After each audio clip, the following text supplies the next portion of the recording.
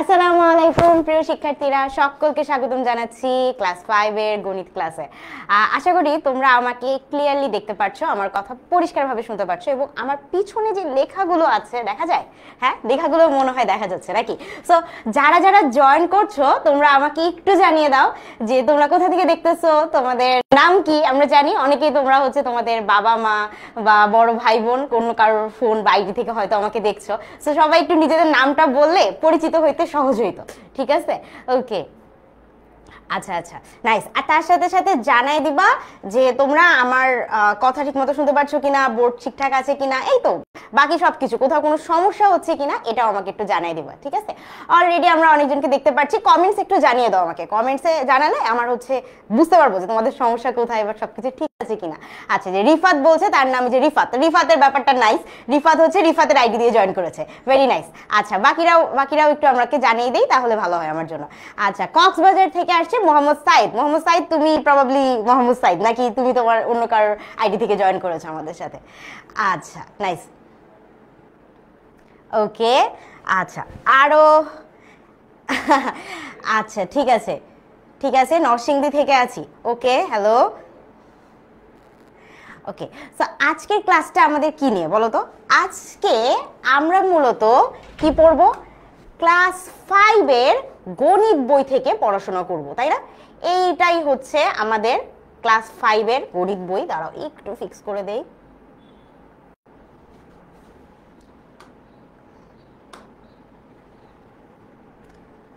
আচ্ছা, এই হচ্ছে আমাদের প্রাথমিক গণিত বই, তাই না? যেহেতু আমাদের পরীক্ষার খুব বেশি দেরি নাই, মানে দেরি নাই বলতে কি, একদম পরীক্ষার সন্নিকটে, তাই না? কয়েকদিন পরে আমাদের বার্ষিক পরীক্ষা, তারপরে কি, তারপরে আমাদের স্কলারশিপ বা বৃত্তি পরীক্ষা হবে।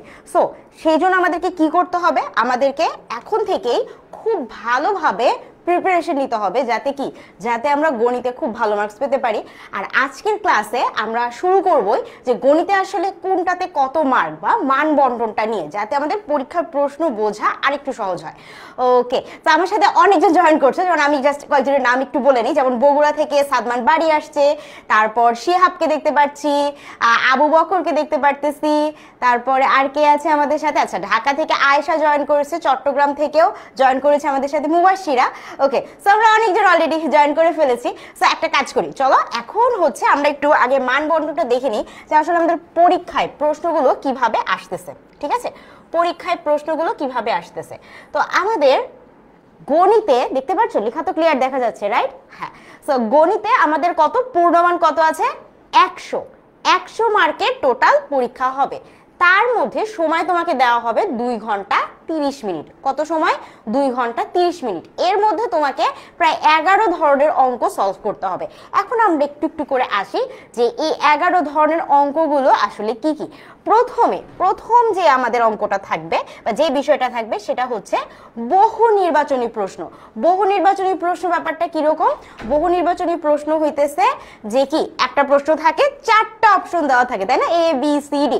ওখান থেকে আমাদের রাইট যে অপশন বা সঠিক অপশনটা আমাদেরকে চুজ করতে হয়। তো এইরকম পুরা বই থেকে যতগুলো আমাদের চ্যাপ্টার আছে, 1 থেকে শুরু করে যতগুলো চ্যাপ্টার আছে সবগুলো চ্যাপ্টার থেকে কি থাকবে? আমাদের বহু নির্বাচনী প্রশ্ন থাকবে। এবং কয়টা বহু নির্বাচনী প্রশ্ন থাকবে? দেখো কি লেখা আছে, 10টি প্রশ্ন থাকবে। সেইখান থেকে কি 10টিরই উত্তর দিতে হবে। তার মানে আমরা এখানে কোনোই অপশন পাচ্ছি না। 10টা প্রশ্ন, আমাকে 10টা প্রশ্নের উত্তর দিতে হবে এবং প্রত্যেকটা প্রশ্নের জন্য মানটা কত দেখো, প্রত্যেকটা প্রশ্ন কি 1 মার্ক করে। তার মানে তুমি 10টা এমসিকিউ বা বহু নির্বাচনীতে যদি ঠিক করতে পারো, তোমার এইখানে 10 মার্ক একদম নিশ্চিত। এবং আমার মনে হয় পরীক্ষায় এই 10 মার্ক অ্যাচিভ করাটা অনেক সহজ। কেন সহজ আমি বলি। অঙ্ক করতে গেলে আমাদের অনেক সময় ভুল হয়ে যায়, তাই না? হয়তো আমি অঙ্কটা পারি, কিন্তু ছোট্টখাটো ক্যালকুলেশন মিস্টেক্স, এই যোগের জায়গায় একটু বিয়োগ হয়ে গেছে, হঠাৎ করে আমরা এক হাতে রেখে ওটা ধরতে ভুলে গেছি, তাই না?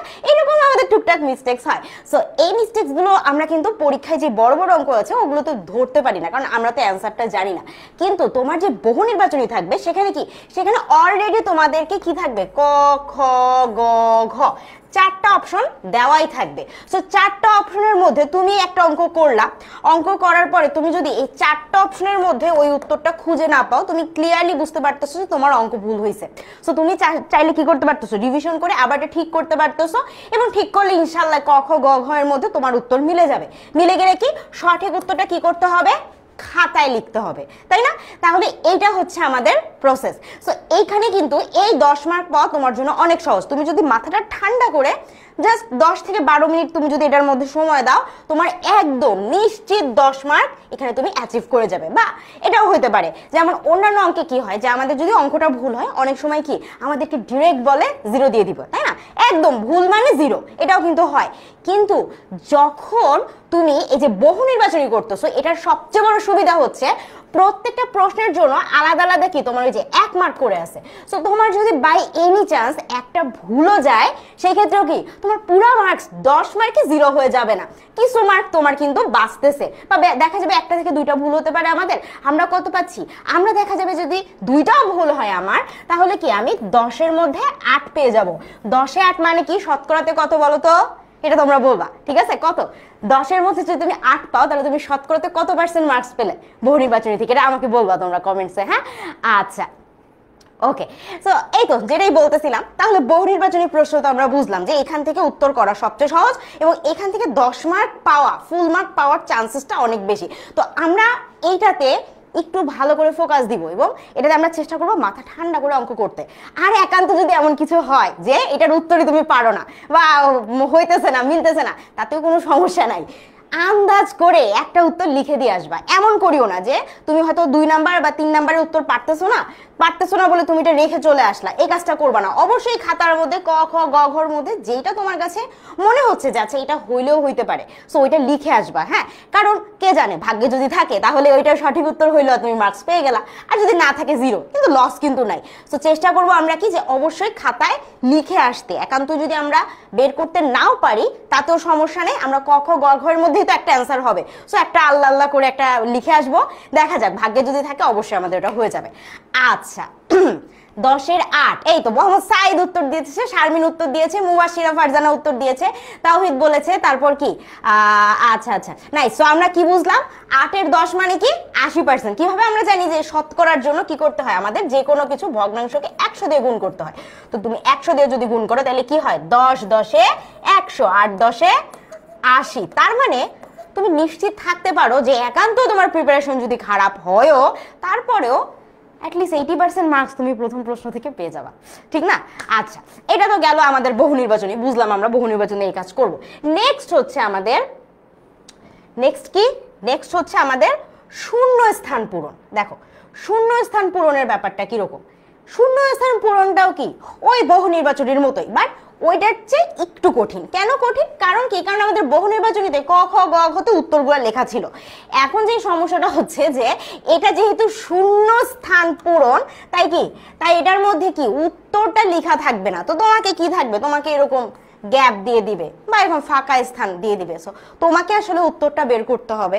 অনেক সময় ডিরেক্ট অঙ্ক না দিয়ে হয়তো কোনো কথা দিয়ে দিতে পারে। যেমন ধরো কথার কথা আমি বললাম যে একটি জ্যামিতিক আকৃতির যার 4টি বাহু আছে এবং প্রত্যেকটি বাহু সমান ও কি সমকোণ, বলতো সেই জ্যামিতিক চিত্র বা জ্যামিতিক আকারটিকে কি বলবো। সো কি বলবোর জায়গায় এরকম করে একটা গ্যাপ দিয়ে দিল। এখন তোমাকে কয়টা ক্লু দিয়ে দিছে, কি কি ক্লু দিছে আমি যদি একটু ভেঙে ভেঙে বলি, আমি যে প্রশ্নটা বললাম একটা আমি জাস্ট উদাহরণ হিসেবে বলতেছি। একটা বলছে যে 4টা বাহু কি আছে, 4টা বাহু আছে। তো এমন কোন জ্যামিতিক আকৃতির কথা তোমার মনে করতে হবে যার 4টা বাহু আছে, মানে কি 4টা সাইড আছে। সো এটা এরকম এরকম এরকম হইতে পারে, কিংবা একটু ছোট বড় গোছানো বাঁকানো যাই কিছু হইতে পারে, 4টা বাহু থাকবে, প্রথম ক্লু। আচ্ছা, দ্বিতীয় ক্লু তোমাকে কি দিল, বললো যে 4টা বাহুই সমান, মানে একটা বাহু যদি 5 মিটার হয় পরের সবগুলা বাহু 5 মিটার হবে। এটাই কি, বাহুগুলো সমান। তাহলে কি বুঝলাম, বাহু সমান। আচ্ছা, আরেকটা বললো কি যে বাহু সমান, এটার সাথে সাথে কি, এটার সাথে সাথে বললো হইতেছে কোণগুলো সমকোণ। কি কোণ, সমকোণ।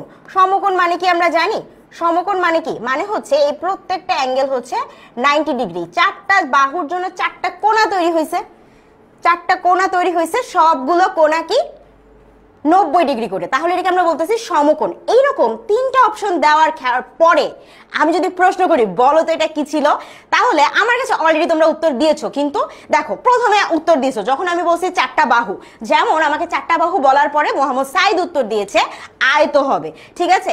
আচ্ছা, মেহেদি জিদান বলতেছে সেটা চতুর্ভুজ হবে, ঠিক আছে। আবার ফাতেমা, মমতা, তারপর হইতেছে হ্যাঁ কাদের, তারপর ওরা বলতেছে এটা বর্গ হবে। তাহলে কি, কারণ আয়ত, বর্গ, চতুর্ভুজ, যে কোনো চতুর্ভুজ মানে কি তার চারটা বাহু থাকে। সো চারটা বাহু থেকে আমাদের অনেকগুলো অপশন চলে আসতেছে। আচ্ছা, এটা এতগুলো তো লেখা যাবে না, আমাদের তো গ্যাপের মধ্যে একটাই লিখতে হবে।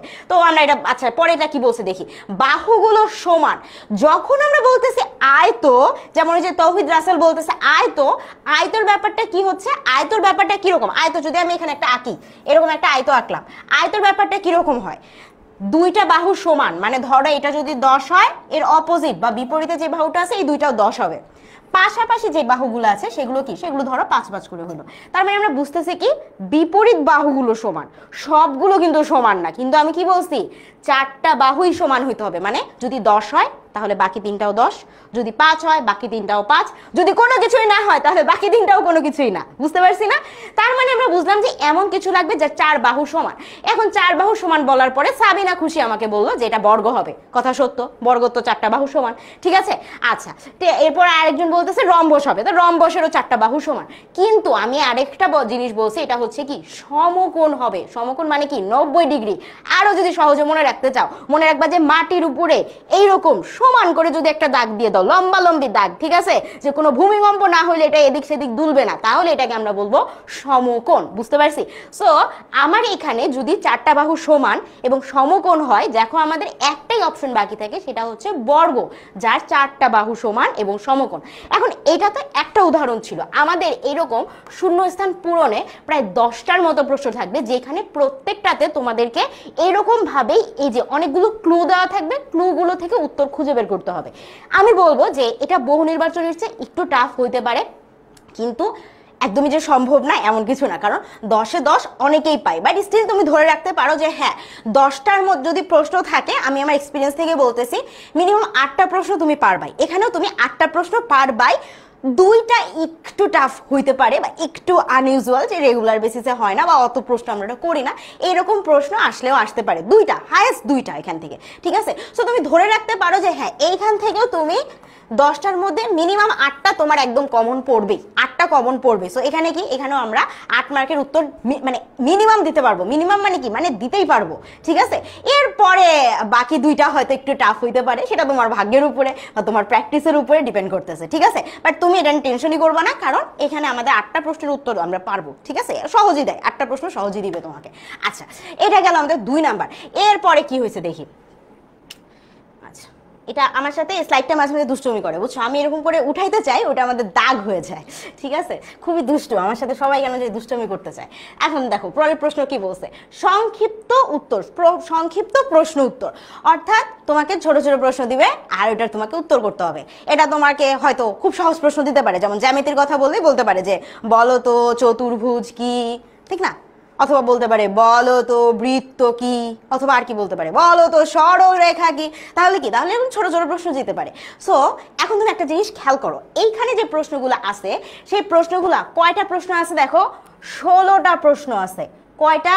16টা, অনেকগুলা। এবং 16টা প্রশ্নেরই উত্তর দিতে হবে। প্রত্যেকটা প্রশ্ন কত মার্কের? 1 মার্কের।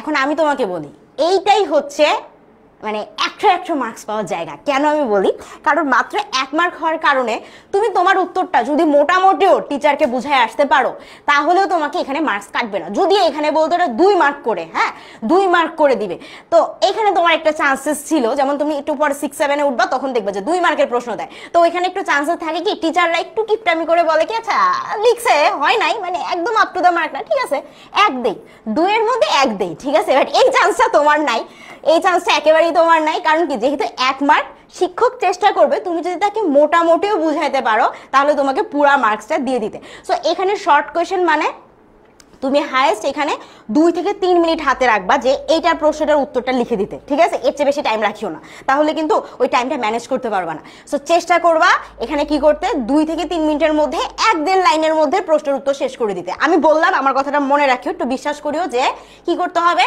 মোটামুটি তাকে বুঝাই দিয়ে আসতে পারলেই হইলো।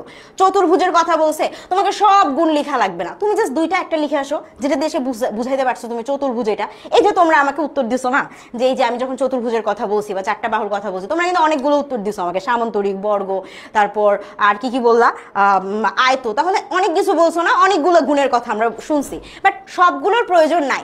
তুমি মোটামুটি করে বুঝাই আসবা যে উত্তরটা যেন থাকে, তাহলে কি হবে, সেখান থেকে তোমাকে 1 মার্ক দিয়ে দেবে। সো আমার মনে হয় এই যে 16টা প্রশ্ন আছে, এই 16 প্রশ্নে ফুল মার্ক পাওয়ার চান্সেস অনেক বেশি।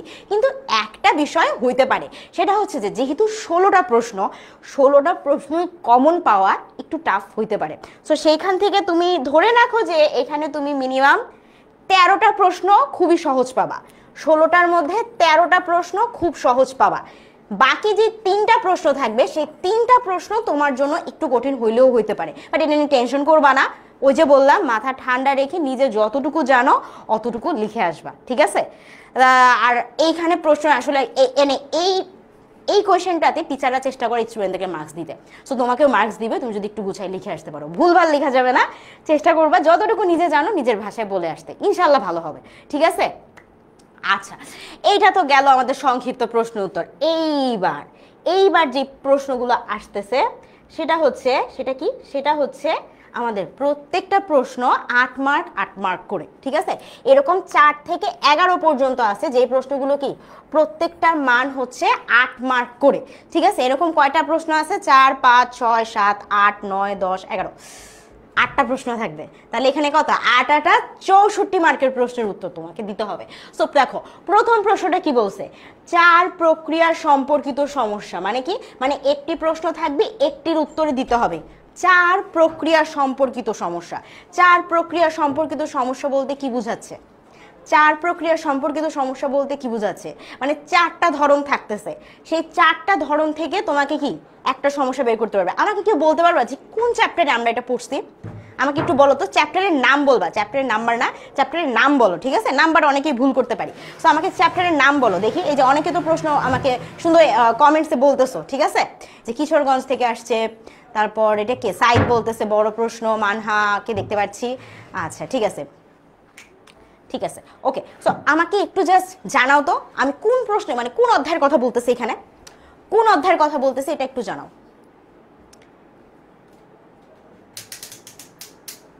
হাই হাই, 99 নম্বরে কোনো অধ্যায় নেই? হাই হাই, এ কেমন বই এটা, কোন কোন গ্রহের বই এটা যেটাতে 99 নম্বর চ্যাপ্টার আছে? আচ্ছা, ওকে ওকে, আচ্ছা, ঠিক আছে, ফাইন। সো একটা হচ্ছে আমাদের 4 প্রক্রিয়া সম্পর্কিত, অর্থাৎ 4টা যে আমাদের প্রক্রিয়া শেখানো হয়েছে এই সম্পর্কিত থেকে কি আসবে, প্রশ্ন আসবে। অধ্যায় 3 থেকে, হ্যাঁ, অধ্যায় 3-এ কিছু আছে এই ধরনের প্রবলেম, তাই না? সো অধ্যায় 3 থেকে আমাদের এই ধরনের প্রবলেম কিছু আসবে, যেখান থেকে কি, যেখানে আমাদের কি পুরা 8 মার্ক আমাদের সলভ করতে হবে। নেক্সট হচ্ছে আমাদের, নেক্সটে কি আছে দেখো, নেক্সট হচ্ছে আমাদের লসাগু ও গসাগু সম্পর্কিত। কি সম্পর্কিত, লসাগু গসাগু সম্পর্কিত। সো এখান থেকে কত মার্কের প্রশ্ন আসবে, আবার 8 মার্কের প্রশ্ন এখান থেকে আমরা পাবো। এখন আমি যদি বলি যে আমরা এখানে আসলে কি প্রবলেমগুলো সলভ করব, তাহলে আমি তোমাদেরকে একটা উদাহরণ দিই। সেটা হইতেছে যে যদি প্রবলেম সলভ করতে চাও, চেষ্টা করবা বেসিক সলভ করতে। বেসিক সলভ করা মানে কি, মানে লসাগু গসাগু থেকে বড় প্রশ্ন কি আসতে পারে, বড় প্রশ্ন কি আসতে পারে, ম্যাথ বইয়ের একদম শেষের দিকে যেই অধ্যায়ের অঙ্কগুলো আছে সেই অঙ্কগুলো আমি যদি একটু তোমাদেরকে দেখাই, হ্যাঁ একটু দেখাই, দাঁড়াও।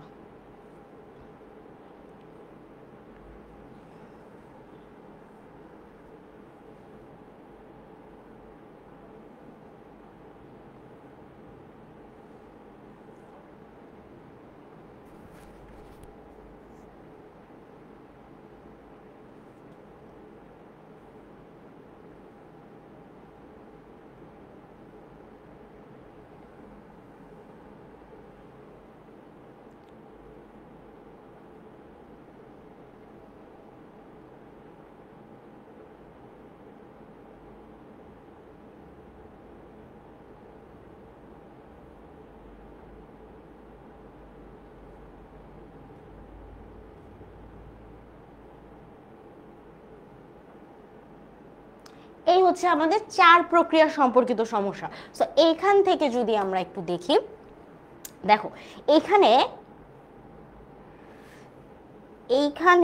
এই যে শেষের দিকে একদম আমি কত নাম্বার পেজে আছি, 20 নাম্বার, তোমরা কি দেখতে পাচ্ছ? আচ্ছা আমি একটু বড় করে দিই।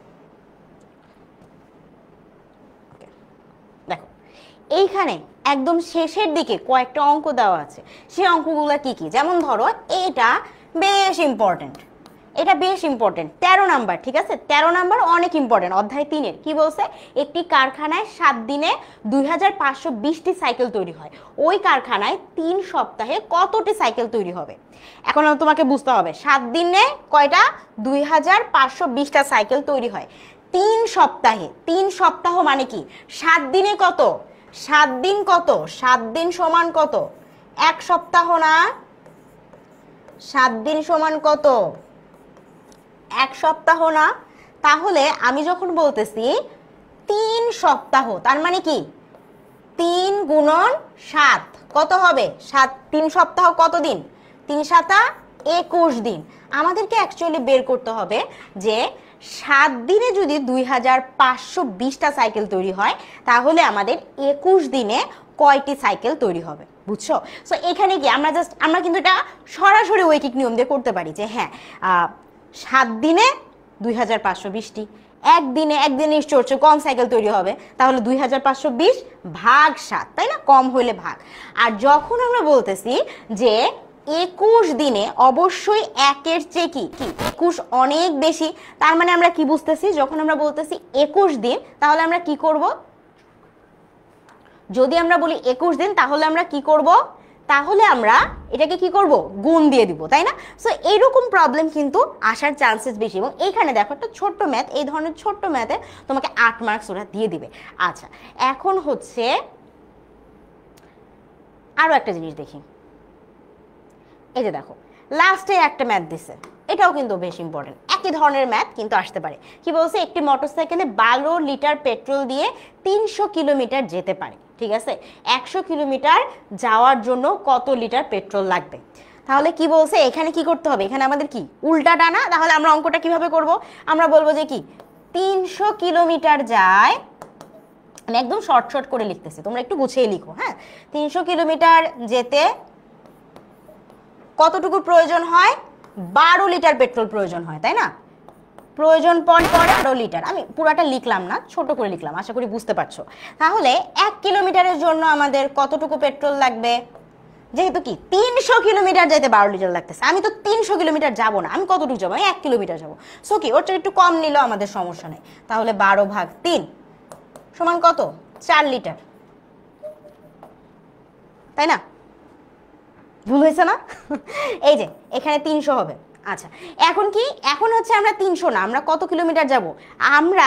আমরা হইতেছে যাব 100 কিলোমিটার। তাহলে 100 কিলোমিটার যেতে আমাদের কতটুকু খরচ হবে? তাহলে 100 কিলোমিটার যাইতে কি 1 কিলোমিটার যেতে যতটুকু পেট্রোল বা তেল লাগে, অবশ্যই 100 কিলোমিটার যেতে হচ্ছে বেশি তেল লাগবে, তাই না? তাহলে আমরা কি করব? তাহলে যখন বেশি লাগবে তখন কি আমরা গুণ করে দিব না? তাহলে কি হবে? 12 গুণন কত? 100 ভাগ 300। তাহলে এখন কি কাটাকাটি করো, 0 0 কাটুস কুটুস করে কাটাকাটি হয়ে গেল। কি থাকলো?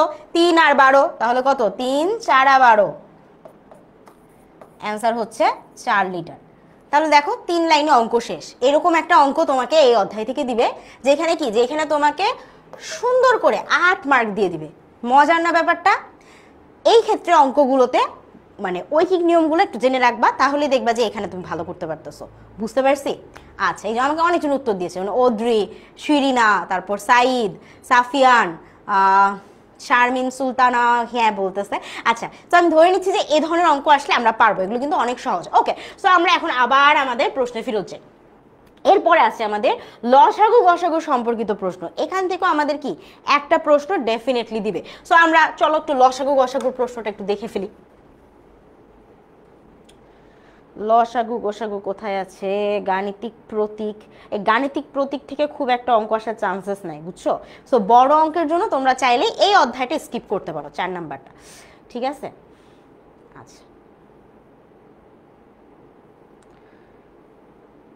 কিন্তু অধ্যায় 5 ভারী ইম্পর্টেন্ট, এটাতে একটু সময় দিতে হবে।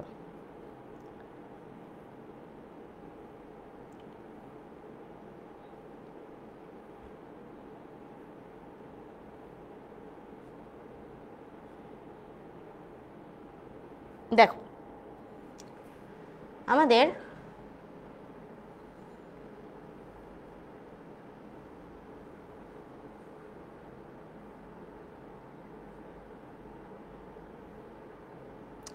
অনুশীলনী 5 শুরুই হচ্ছে দুইটা জিনিস দিয়ে, একটা হচ্ছে লসাগু নির্ণয়, আরেকটা কি গসাগু নির্ণয়। এই যে নির্ণয়গুলো আছে এগুলো হচ্ছে আমাদের বেসিক অঙ্কর মধ্যে পড়ে।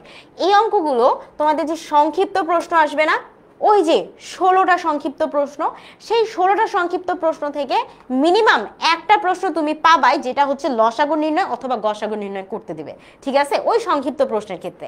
এখন যখন আমরা বলবো যে আচ্ছা তাহলে 8 মার্কের জন্য আমরা কি পড়বো, 8 মার্কের জন্য তোমাকে হচ্ছে এইগুলো ফলো করতে হবে।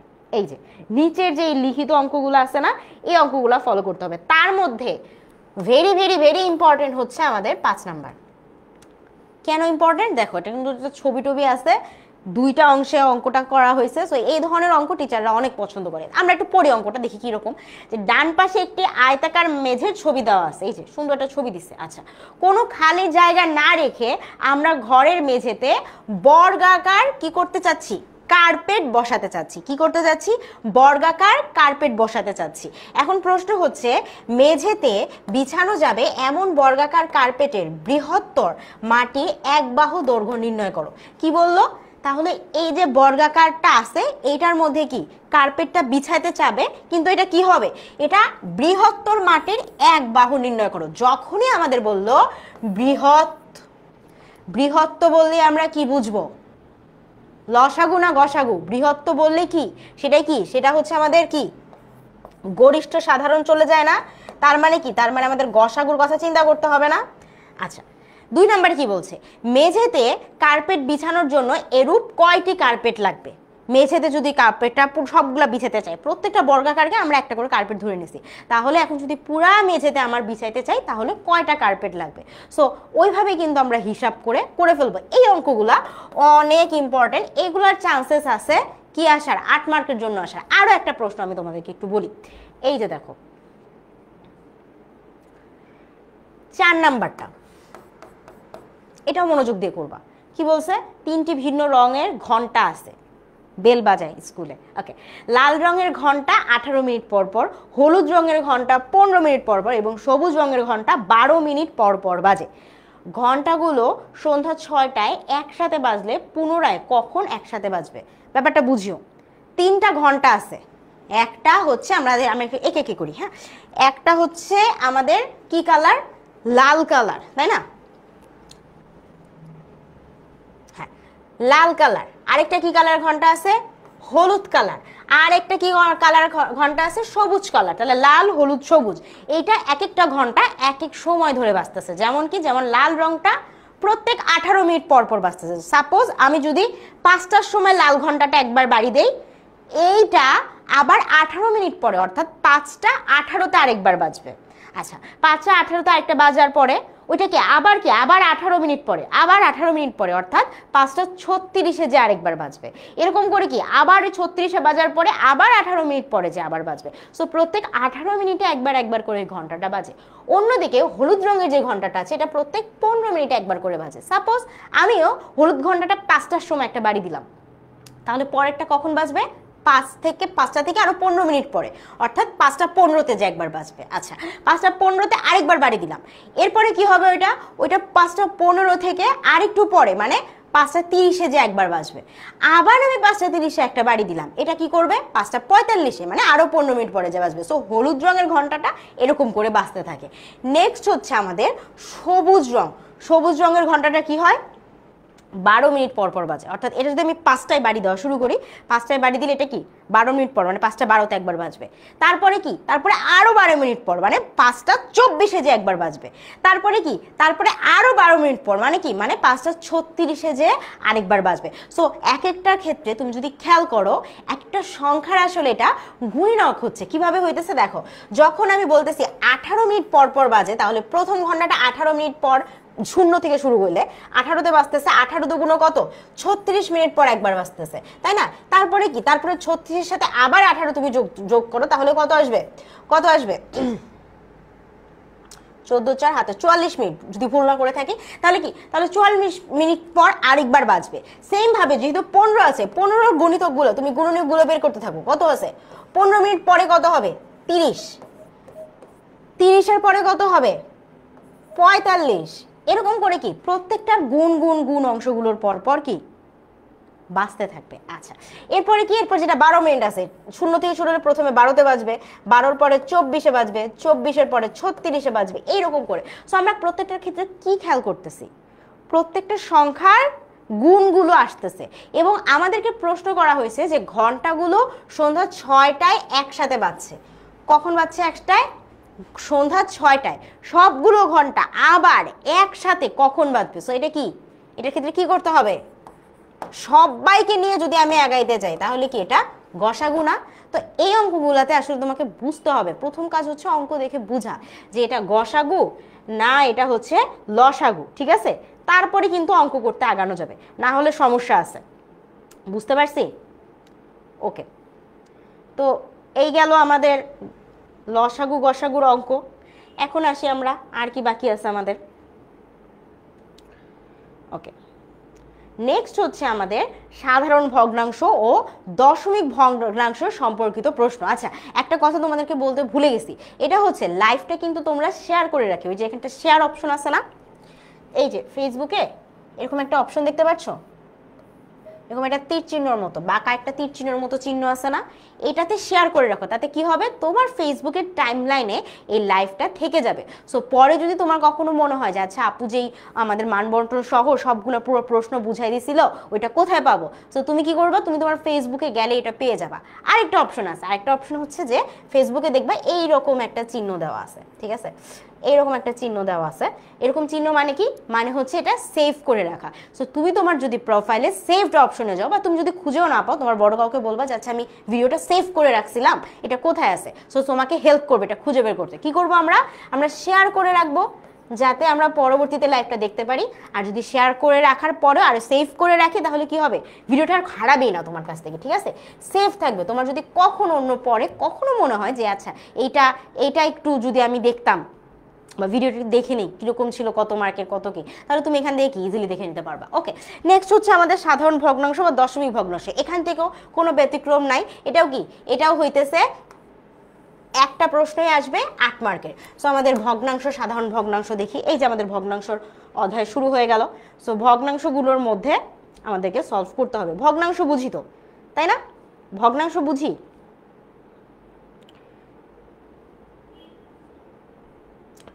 অনেক রকম ভগ্নাংশ আছে, তারাও ভগ্নাংশ চ্যাপ্টার। আচ্ছা,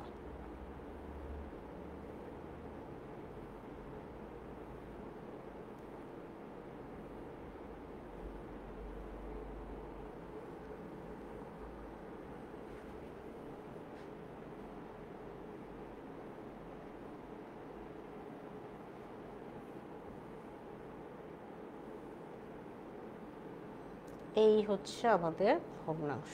ওকে, সো ভগ্নাংশের ক্ষেত্রে কি করতে হবে, ভগ্নাংশ বোঝার জন্য আমি স্টুডেন্টদেরকে ক্লাসে ভগ্নাংশ বুঝাই হচ্ছে এইভাবে, যে মনে করো বাসায় তোমার বাবা একটা খুবই মজার পিৎজা নিয়ে আসছে, ঠিক আছে। সো পিৎজার কি হয়, অনেকগুলা ভাগ হয়, অনেকগুলা ভাগ হয়, ঠিক আছে। সো অনেকগুলা ভাগ আছে, আমি সমান করে ভাগ করতে পারিনি, বাস তুমি ধরে নাও সবগুলো সমান ভাগে ভাগ করা আছে, ঠিক আছে। সো টোটাল কয়টা স্লাইস আছে, গুণ কয়টা স্লাইস আছে, 1 2 3 4 5 6 7 8, 8টা স্লাইস হয়েছে, ঠিক আছে, 8টা ভাগের পিৎজা আছে। সো এই পিৎজার মধ্যে তোমাকে হয়তো দিল কি, তোমাকে খাইতে দিল 3 ভাগ, তাহলে তোমার পেটের মধ্যে কয় ভাগ পিৎজা আছে, টোটাল ভাগ ছিল 8টা ভাগের, 8টা অংশ ছিল পিৎজার, তার মধ্যে তুমি হাপুস হুপুস করে 3টা ভাগ খেয়ে ফেলছো। তাহলে তোমার পেটে কি, তোমার পেটে কথার কথায় এই 3টা ভাগ আছে, ঠিক আছে, এই 3টা ভাগ আছে। এখন বাকি যে পিৎজাটা আছে সেই পিৎজার মধ্যে 2 ভাগ তোমার বাবা কি করলো, তোমার বড় বোনকে দিল। ঠিক আছে, যদিও তোমার বড় বোন একটু রাগারাগি করতেছে যে কেন তাকে দুই পিস দেওয়া হলো যেখানে তুমি 3 পিস পাইলা, বাট অনেক সময় আমরা আসলে কেয়ার করি না। যাই হোক, অনেকে রাগারাগি করে, বাট আমরা পাত্তা না দিয়ে বলবো যে আচ্ছা ঠিক আছে, 8 ভাগের মধ্যে 2 ভাগ আমাদের বড় বোন খেয়ে ফেললো। খুবই চমৎকার ব্যাপার। আচ্ছা, আর বাকি যে পিসগুলো ছিল তার মধ্যে 2 পিস তোমার মা খেয়ে ফেললো। তাহলে 2 পিস যদি খায় তাহলে 2 পিস আমার আম্মুর পেটের মধ্যে আছে। সো 8-এর মধ্যে 2 পিস তোমার আম্মুর পেটে আছে। বাকি যে একটা অংশ থাকলো সেইটা তোমার বাবা খাইলো। তার মানে আমরা ধরে নিতে পারি বাবা, এই যে বাকিটা অংশটা ছিল সেটা হচ্ছে বাবা খাইলো। এখন যদি আমি প্রশ্ন করি যে বলো তো তোমার বাবা কয় পিস খেলো, তুমি কিন্তু এইখান থেকে দেখে বলতে পারবা যে আচ্ছা 8টার মধ্যে এই 3টা খেয়ে ফেলছে ওই যে আমি, এই 2টা খাইছে আমার বোন, আর এই 2টা আমার আম্মু খেয়ে ফেলছে, তাহলে একটা পিস আমার বাবার আছে। কিন্তু এটা যখন আমরা অঙ্কে করব তখন আমরা কিভাবে বের করব? আমরা প্রথমে আগে বের করব যে কার পেটে কয়টা পিৎজা আছে। ঠিক আছে, পেটের মধ্যে পিৎজা। ঠিক আছে, প্রথম কাজ হচ্ছে বের করা পেটের মধ্যে পিৎজার অংশ। পেটের মধ্যে পিৎজা কি কি? তোমার পেটে আছে 3টা 8টার মধ্যে। আচ্ছা, তোমার বোন খেয়ে নিয়েছে 2টা 8টার মধ্যে, আর তুমি কি তুমি তোমার আম্মুকেও দিয়েছো 2টা 8টার মধ্যে। তাহলে মোটামুটি সবার পেটের মধ্যে পিৎজা কয়টা আছে? 8টার মধ্যে 3 যোগ 2 যোগ 2 সমান কত? 5, 7/8। তাহলে বাকি যে পিৎজাটা ছিল সেটা তোমার বাবা খাইছে। তাহলে এখন যদি আমরা বলি বাবার পেটে কয়টা গেছে, ঠিক আছে, তাহলে আমরা বলি বাবার পেটের মধ্যে কয়টা পিৎজা আছে? বাবার পেটে কয়টা পিৎজা আছে বলো? পুরা পিৎজা কয়টা ছিল? 8টা ছিল, তাই না? সো পুরা পিৎজা 8টার মধ্যে তোমার কি তোমার বাবা কয়টা খাইছে? যেটা বাকি থাকবে সেটা। সো টোটাল পিৎজা ছিল কি 8টা স্লাইসের মধ্যে 8টা পিৎজা। এর মধ্যে তোমরা সবাই মিলে খেয়ে ফেলেছো 7টা, তাই না? তাহলে তোমার বাবা কয়টা খেলো? 8, 8 - 7, 1/8। অর্থাৎ আঙ্কেল বা তোমার বাবা এই একটা পিস শুধুমাত্র খেলো। সো এইভাবে কিন্তু আমরা ভগ্নাংশের অঙ্ক বুঝি। এখন এটা তো একটা বেসিক ছিল, এখন আমরা দেখি যে আসলে আমাদের বইয়ে কি ধরনের অঙ্ক আসলে আসে পরীক্ষায়। সো ভগ্নাংশের কথা বললে দেখো প্রথমেই আসে কিছু ভগ্নাংশের ছোট ছোট ব্যাপারগুলা বলছে যে জাস্ট এ মিনিট,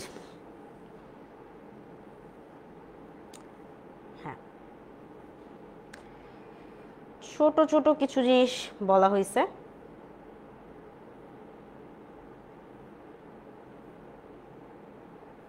এই তো কিছু কিছু বলা হয়েছে, সেটা কি? সেটা হচ্ছে প্রথমে দেওয়া হয়েছে প্রকৃত ভগ্নাংশ। ঠিক আছে, প্রথমে কি করা হয়েছে? প্রকৃত ভগ্নাংশ বলা হয়েছে। সো প্রকৃত ভগ্নাংশ প্রকাশ করো, এই ধরনের অঙ্ক আছে। এরপর কি মিশ্র ভগ্নাংশ বা পূর্ণ সংখ্যায় প্রকাশ করো, এই ধরনের অঙ্ক দেওয়া হয়েছে। এরপরে কি আছে? এরপরে হচ্ছে আমাদের কিছু কি ছোট ছোট যোগ বিয়োগ আছে। আচ্ছা, আশা করি এইগুলো তোমরা সবাই পারো। প্রকৃত মানে কি? প্রকৃত মানে হইতেছে কি? প্রকৃত মানে কি? যেটা হচ্ছে ছোট থাকবে, তাই না? লবটা ছোট থাকবে আর হরটা কি বড় থাকবে। হর মানে নিচের অংশটা বড় থাকবে, আর লব বলতে কি বোঝাচ্ছি? উপরে যেটা থাকবে সেটা হচ্ছে ছোট থাকবে। অপ্রকৃত বলতে কি বোঝাচ্ছে? অপ্রকৃত বলতে কি বোঝাচ্ছে? যে উপরে লব মানে এই ধরো উপরে যারা থাকবে এরা কি, এরা নিচে যে থাকবে হরের চেয়ে সংখ্যায় বড় থাকবে। মানে উপরে যদি 5 থাকে নিচে থাকবে 3, এরকম ধরনের। সো এটা হচ্ছে অপ্রকৃত ভগ্নাংশে প্রকাশ করতে হবে। আর কি বলছে? হিসাব করতে বলছে। এই যে যোগ বিয়োগ গুণ ভাগ করে হিসাব করো। সো হিসাব আমরা কিভাবে করি? হিসাব আমরা কিভাবে করি জাস্ট করে দেখাই। ওকে, সাপোজ ধরো আমাকে দিছে 2/3 যোগ 1/5। তাহলে আমাদের কি করতে হয়? আমাদের সর্বপ্রথম কাজ হচ্ছে এই নিচে যেটা থাকবে অর্থাৎ এই হরগুলোর লসাগু বের করা। সো 3 আর 5 এটার কোনো লসাগু হবে? হবে না। সো যেহেতু কোনো কিছু ওদের মধ্যে কমন বা সাধারণ নেই, তাহলে 3 × 5 সরাসরি হবে 15। তাহলে এখানে লসাগু আমরা কত লিখবো? 15 লিখবো। এরপরে কি হবে? 15 দিয়ে 3কে ভাগ করতে হবে, 3 দিয়ে 15কে ভাগ করতে হবে, তাই না? ভাগ করলে কত হবে? 3 × 5 = 15। তাহলে আসলো একটা 0। তাহলে এখানে উত্তর কত পাচ্ছি আমরা? 5। এই 5 কি করতে হবে? 2 এর সাথে গুণ করতে হবে, তাই তো? তাহলে 5 দুগুণে এখানে পাবো আমরা 10। সেম ভাবে 15 কে আবার কি করতে হবে? 5 দ্বারা ভাগ করতে হবে। সো ভাগ করি আমরা, 3 5 15, কি আসতেছে? 3। এই 3 কে কি করব আমরা? 3 কে আমরা এই 1 এর সাথে গুণ করব, তাহলে 3 1 এ 3। তাহলে আমাদের ফাইনাল উত্তর কত দাঁড়াইলো? 13/15। এইরকম করে কিন্তু যোগগুলো করতে হবে। এখন এই যে ভগ্নাংশটা পাইলা, এই ভগ্নাংশটা কি ভগ্নাংশ? প্রকৃত না অপ্রকৃত? কি ভগ্নাংশ? দেখো 13 কি? 13 হচ্ছে লব। 15 কি? 15 হচ্ছে হর। ঠিক আছে, কারো যদি লব আর হর গোলায় যায় তাহলে একটা ছোট জিনিস দিয়ে মনে রাখবা। শোনো, যারা হচ্ছে জিতে যায়, ঠিক আছে, বা যাদের লাভ হয়, তারা কি? তারা উপরে থাকে, তাই না? তাহলে আমাদের লব বলতে দাগের উপরে যে থাকবে সে কি? সে জিতে গেছে, সে লাভ হয়েছে তার। তাহলে সে কি? সে হচ্ছে উপরে থাকবে। তো উপরে যে থাকবে সে হচ্ছে লব। আর দাগের নিচে যে আছে মানে কি? সে তো হেরে গেছে, হাড়ুপাট্টি। সো হাড়ুপাট্টি সবসময় নিচে থাকে, এই জন্য এটাকে কি বলা হয়? এই জন্য এটাকে বলা হয় হর। সো আমাদের যখন দেখবো আমরা যে লবটা কি? লব হচ্ছে হরের থেকে ছোট, ঠিক আছে? লব হরের চেয়ে ছোট, যেমন নিচে আছে 15, হর 15, আর লব হচ্ছে 13, তো 15 হচ্ছে তো 13 অবশ্যই ছোট। সো এই ক্ষেত্রে এটাকে আমরা কি বলবো? এটাকে আমরা বলতেছি প্রকৃত। কি বলতেছি? প্রকৃত। কিন্তু যখন আমরা দেখবো এর উল্টা হবে, সাপোজ কথার কথা যদি এটা 15/13 হইতো, তাইলে কি?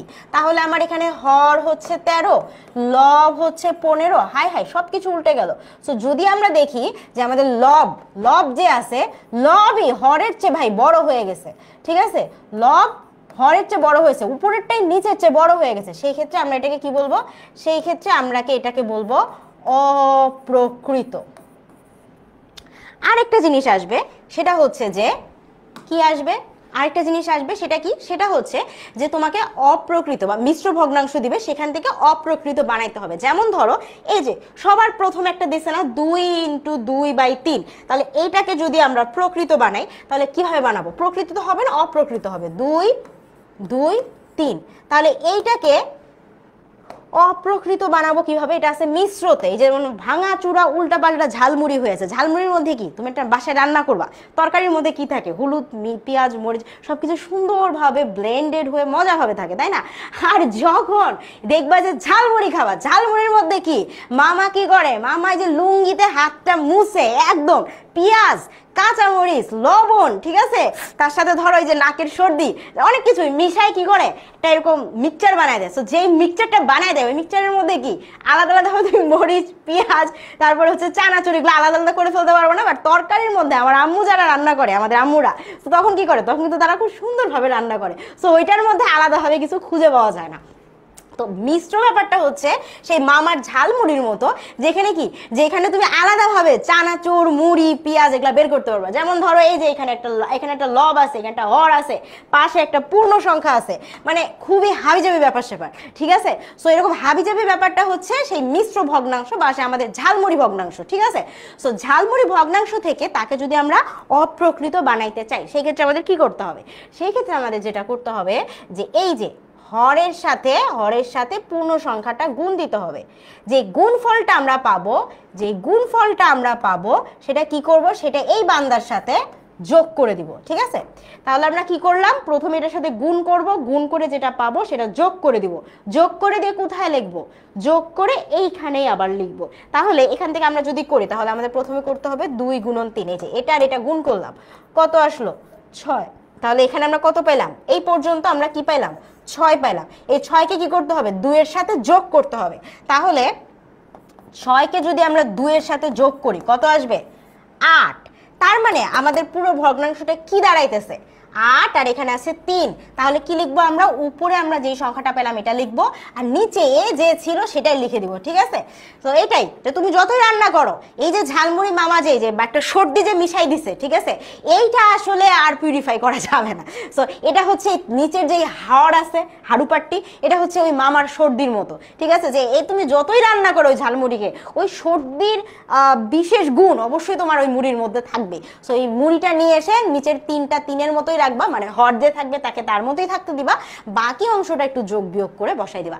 এটা কি হইলো, এটা ছিল আমাদের মিশ্র, মিশ্র থেকে এখন আমি এটাকে কি বানাইলাম, অপ্রকৃত। বুঝতে পারছি? আচ্ছা ঠিক আছে। আরে সেই হাই হাই, আফিয়া বলছে মিস আপনি অনেক ফানি। আমি কিভাবে ফানি হলাম? আমি তো ফানি না বাবা, আমি হচ্ছে মানে সত্য কথা বলতেছি, ঠিক আছে? ঝালমুড়ি বা আমার যদি ঝালমুড়ি আমার নিজেরও খুব ফেভারিট ঝালমুড়ি, ঠিক আছে? এখন সর্দি দিয়ে বানাক আর যেভাবেই বানাক আমার খুব ভালো লাগে খাইতে।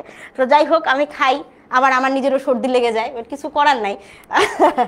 ঠিক আছে, যাই হোক আসো। সো এই তো গেল, এখন যেগুলো দেখাইলাম তোমাদেরকে হিসাব করা থেকে শুরু করে প্রকৃত অপ্রকৃত হ্যানত্যান করা, এগুলো হচ্ছে তোমাদের ওই যে সংক্ষিপ্ত প্রশ্নের জন্য আসবে 1 মার্ক করে, ওই যে 16 মার্কের, জাস্ট কোনো রকম অঙ্কটা করে দেবা, পুটুস করে তোমাকে 1 মার্ক দিয়ে দিবে।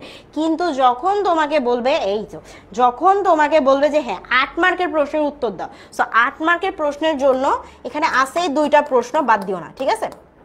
2টা প্রশ্ন আছে, 2টা প্রশ্ন একটু ভালো করে পড়বা। এই ধরনের লিখিত প্রশ্নই কিন্তু তোমার ওই বড় প্রশ্নগুলোর জন্য বা 8 মার্কের প্রশ্নের জন্য আসবে, ঠিক আছে? আচ্ছা এটা তো গেল, এখন চলো আমরা আবার দেখি আর কি প্রশ্ন আছে আমাদের। তো আমাদের সাধারণ ভগ্নাংশ টগ্নাংশ গেল। আচ্ছা এখন কিছু আছে গড় সম্পর্কিত, গড় সম্পর্কিত। ও আমাদের একটু জিনিস বাদ পড়ছে, দাঁড়াও একটু বলে দিই। গড়ে আসার আগে এই যা, আচ্ছা ভগ্নাংশের কিন্তু শুধু যোগ বিয়োগ না, গুণও আছে, ঠিক আছে? আমি জাস্ট একটু দেখায় রাখি, যেমন এই যে হিসাব করো টরো, এগুলা এগুলা কি, এই যে হিসাব গড়োগুলো দেখানো হচ্ছে, ঠিক আছে? এই যে এটা, এগুলো হচ্ছে তোমার সংক্ষিপ্ত প্রশ্নের জন্য দরকারি। কিন্তু তুমি যখন বড় প্রশ্নেরগুলো উত্তর দিতে যাবা তখন কি করতে হবে, তখন তোমাকে কি, তখন তোমাকে এই যে এই ধরনের লিখিত প্রশ্ন বারবার বারবার করে পড়তে হবে। উদাহরণের মধ্যে আমাদের অনেক অঙ্ক থাকে যেটা আসলে আমরা মিস করে যাই বা আমরা পড়ি না বা করি না, ঠিক আছে? কিন্তু উদাহরণের অঙ্কগুলো তুমি যদি ভালো করে করো দেখবা যে তোমার অনুশীলনের অঙ্ক করতে সমস্যা হচ্ছে না। সো চেষ্টা করবা কি করতে হবে, চেষ্টা কি করতে হবে, যাতে অনুশীলনের অঙ্কর আগে উদাহরণের সব অঙ্ক ভালো করে পড়া যায়, ঠিক আছে? তারপরে তুমি অনুশীলনীতে হাত দিবা। অনুশীলনে কিন্তু হাতি ঘোড়া মহিষ চলে আসে না, ওই যে উদাহরণের অঙ্ক যেগুলো আছে ওইগুলাই কি, ওইগুলাই হচ্ছে আমাদের আবার অনুশীলনীতে আসে। বুঝতে পারছি? আচ্ছা এটা তো গেল। আর একটা জিনিস দেখাতে চাচ্ছি, সেটা পাচ্ছি না কেন জানি না, দাঁড়াও বের করি। আচ্ছা এই যে এইটা আমি দেখাতে চাচ্ছিলাম, এই যে বাবারা সমাধান করো যে আছে, ঠিক আছে? এই যে সমাধান করো আছে, এই সমাধানের 3টা অঙ্ক, এই যে বাগানের আমচুরি, আহমেদের কাছে 4 কেজি তেল, আর সাজ্জাদ সাহেবের 24,000 টাকা, কোনোভাবেই বাদ দিবা না, ঠিক আছে? যদি বাদ দাও তাহলে যে আম চাচা, আহমেদ চাচা, সাজ্জাদ চাচা এসে তোমাকে পিটুনি দিবে। পিটুনি কিভাবে দিবে, দেখবা যে এরকম অঙ্ক দিয়ে দিছে, দেওয়ার পরে তুমি আর অঙ্ক পারতেছো না, বুঝছো? সো এই অঙ্কগুলো বাদ দিবা না। এইখান থেকে একটা এই ধরনের প্রশ্ন আসার চান্সেস 100%, ঠিক আছে? মানে একটা যদি প্রশ্ন আসে এই 3টা থেকে একটা আসবে, ব্যাপারটা এরকম। বুঝাইতে পারছি? এই 3টা ম্যাথ কোনোভাবেই বাদ দিবা না, এটা বাদ দেওয়া মানে হচ্ছে তোমার 8 মার্ক তুমি বাদ দিয়ে দিলা। বুঝতে পারছি? ওকে। আর এইটা ছাড়া এমনিতে ধরো তুমি এই যে হিসাব করো টরো, তারপর এই যে এইগুলা আছে টুকিটাকি, হ্যাঁ এই টুকরা মুকরা এইগুলা অঙ্ক তোমার ওই যে ইসের জন্য কি জানি বলে, ওই শর্ট কোয়েশ্চেন যেগুলো সংক্ষিপ্ত প্রশ্ন উত্তর জন্য ভালো আছে, ঠিক আছে? আর এই তো রং করা যাবে, এগুলো দেখে রাখবা, আসলে আসতে পারে। বাট ওই যে লাস্টের 3টা অঙ্ক, ওই 3টা অঙ্ক আসলে খুব ইম্পর্টেন্ট। ওই 3টা থেকে একটা পাবাই, মানে একটা পাবা মানে ওইটা ডিরেক্ট দিবে না। ধরো সাজ্জাতের জায়গায় নাম দিয়ে দিল বজ্জাত, ঠিক আছে? অঙ্ক সেম টু সেম, সাজ্জাদের জায়গায় নাম দিয়ে দিল বজ্জাত। ধরো এখানে আছে 24, এখানে দিয়ে দিল 25, এইরকম ধরনের চেঞ্জেস থাকবে, ঠিক আছে? সো সাজ্জাদ বজ্জাত ব্যাটার নাম যাই হোক, আমাদের কিন্তু অঙ্কটা পারতে হবে, এটা হচ্ছে মেন কথা, ঠিক আছে? ওকে। সো গেল আমাদের সাজ্জাদ বজ্জাতের অঙ্ক। এরপরে হচ্ছে আমাদের গড় সম্পর্কিত অঙ্ক। আমার মনে হয় এই অধ্যায়টা সবাই সবচেয়ে বেশি ভালো পারে, ঠিক আছে? সো আমরা ধরে রাখতে পারি যে এইখানের একটা প্রশ্ন আসা মাত্র আহারে একদম মাথাটা ঠান্ডা করে অঙ্ক লিখবো আমরা, একদম একদম 8 মার্ক আমরা পেয়ে যাবো, ঠিক আছে? 2 মিনিটের ব্যাপার, জাস্ট 8 মার্ক আমাদের খাতায় চলে আসবে। সেই অঙ্ক কোথায় গেল? এই যে কিছু দশমিকের অঙ্ক আছে, দশমিক গুলাও করিও, ঠিক আছে? দশমিক বাদ দিও না, কিন্তু দশমিক থেকেও চান্স আছে চলে আসার।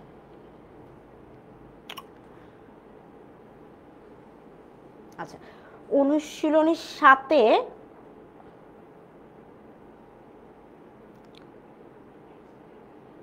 শোনো, অনুশীলনী 7টা সংক্ষিপ্ত প্রশ্নের জন্য খুব দরকারি।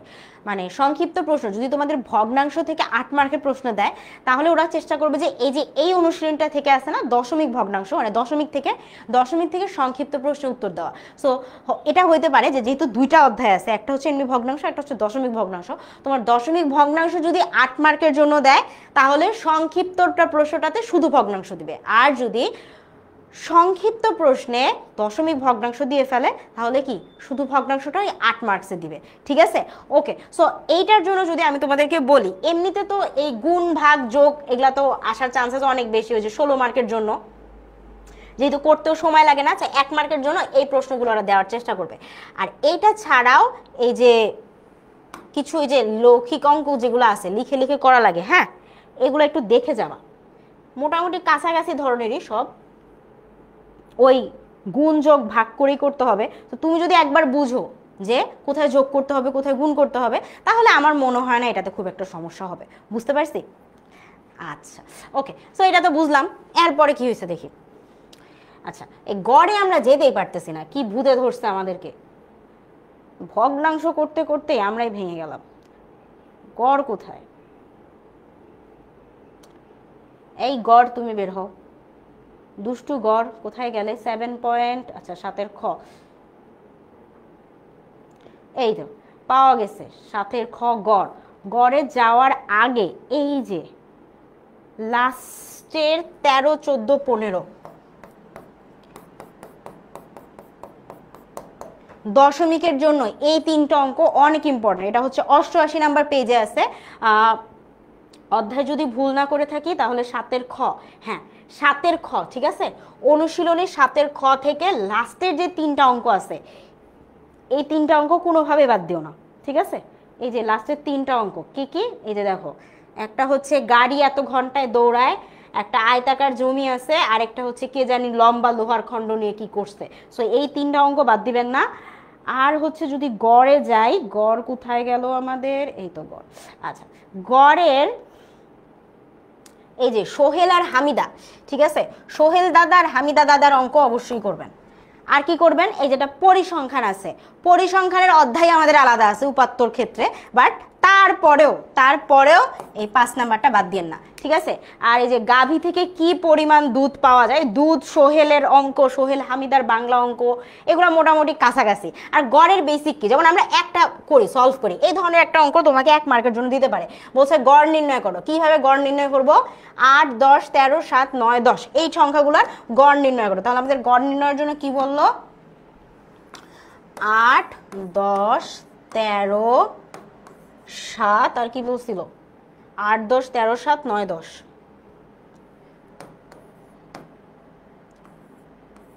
এখানে 1, 2, 3, 4, 5, 6টা সংখ্যা আছে। সো এই সংখ্যাগুলোর গড় নির্ণয় করতে হবে। গড় মানে কি? গড় মানে হচ্ছে যতগুলো সংখ্যা আছে তার সমষ্টি ভাগ টোটাল যতগুলো সংখ্যা আছে তাদের নাম্বারটা দিয়ে, তাই না? তাহলে এখানে আমাদের সবগুলো যোগ করব আমরা। 8 যোগ 10 যোগ 13 করে ফেলো তো তোমরা, যোগ 7 যোগ 9, টোটাল সংখ্যা কয়টা আছে? 1, 2, 3, 4, 5, 6। তাহলে ভাগ দিব 6 দিয়ে। তাহলে গড় কত আসে দেখো তো, করে ফেলি। 1 মার্ক, এখান থেকে 1 মার্ক আসবে, 1 মিনিটের অঙ্ক এটা, ঠিক আছে। যেখানে 2 থেকে 3 মিনিটের বেশি সময় কোনোভাবেই দেওয়া যাবে না। যদি 3 মিনিটও না করতে পারো, ওই অঙ্ক ছেড়ে দিবা। একটা অঙ্ক নিয়ে পরীক্ষার হলে বসে থাকবা না, তাহলে কিন্তু খুবই ঝামেলা।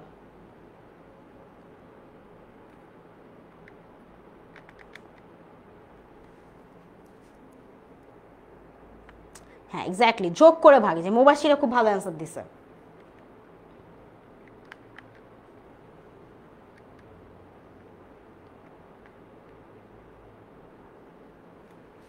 এখানে 10 লিখতে ভুলে গিয়েছি।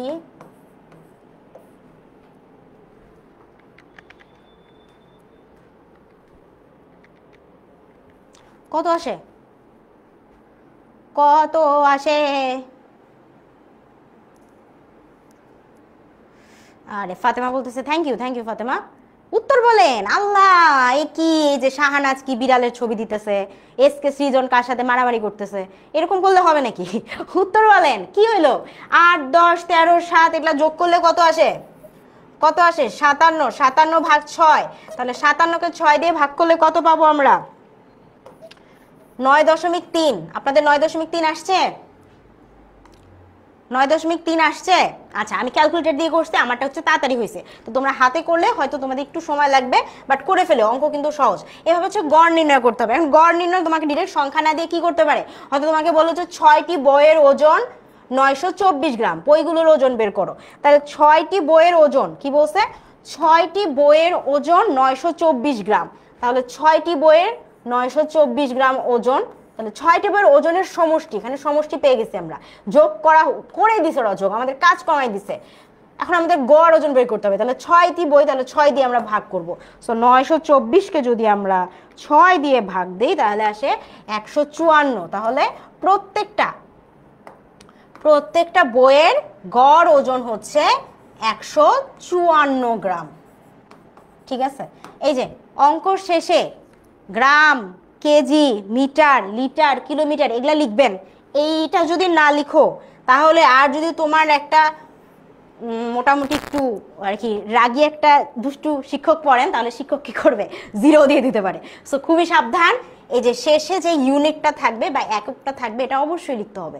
ঠিক আছে, শুধুমাত্র 154 যদি লিখে রাখো তাহলে এমন হইতে পারে, অনেক সময় ধরো এখানে 1 মার্কের প্রশ্ন তোমাকে হয়তো 0.5 দিয়ে দিল, ঠিক আছে, অথবা 8 মার্কের প্রশ্ন হয়তো তোমাকে 6 বা 7 দিয়ে দিল, তাহলে 2 মার্ক তুমি হুদাই হারাই ফেলবা যদি শেষে এককটা না লিখো। তো চেষ্টা করবা অবশ্যই একক লিখতে। আর যারা এখনো ক্লাসটা শেয়ার করে রাখো নাই, পরে যদি এসে কানছো যে আপু কি পড়াইছিলেন, ওই ক্লাস হারাই গেছে, খুঁজে পাচ্ছি না আপু, আরেকবার হবে ক্লাস কিন্তু আর হবে না। ঠিক আছে, তো এখনই শেয়ার করে রাখো, ক্লাসটা সেভ করে রাখো, আদারওয়াইজ কিন্তু হারাই গেলে পরীক্ষার রাতে বসে বসে কান্নাকাটি করা লাগবে, আর কিচ্ছু করা যাবে না। আচ্ছা, সো এই তো আমাদের বুঝলাম গড়। সো গড় নিয়ে এই যে 2টা প্রশ্ন আছে এগুলো করে ফেলবা, যে বাংলায় কারা কারা নাম্বার পাইছে সেই নাম্বারের ওদের গড় টর বের করতে বলছে, একই ধরনেরই অঙ্ক। আর কি, আর এই যে দেখো তাপমাত্রা আছে, তাপমাত্রার অঙ্ক, এত থেকে এতদিন তাপমাত্রা কত, তাহলে গড় তাপমাত্রা কত, এগুলো বের করে ফেলবা। সহজ অঙ্ক, ভেরি সহজ অঙ্ক, খালি করে ফেলতে হবে। ঠিক আছে, ভেরি ভেরি সহজ। সো ভেরি সহজ অঙ্ক আমরা করে ফেলবো। এরপর আসছে ভাই মুনাফা। সো মুনাফা পড়ার আগে জাস্ট কয়েকটা জিনিস আমরা একটু বুঝি। দেখো, ব্যবসা যদি করতে চাও তাহলে কয়েকটা জিনিস মাথায় রাখতে হবে। একটা হইতেছে যে ব্যবসা করতে গেলে,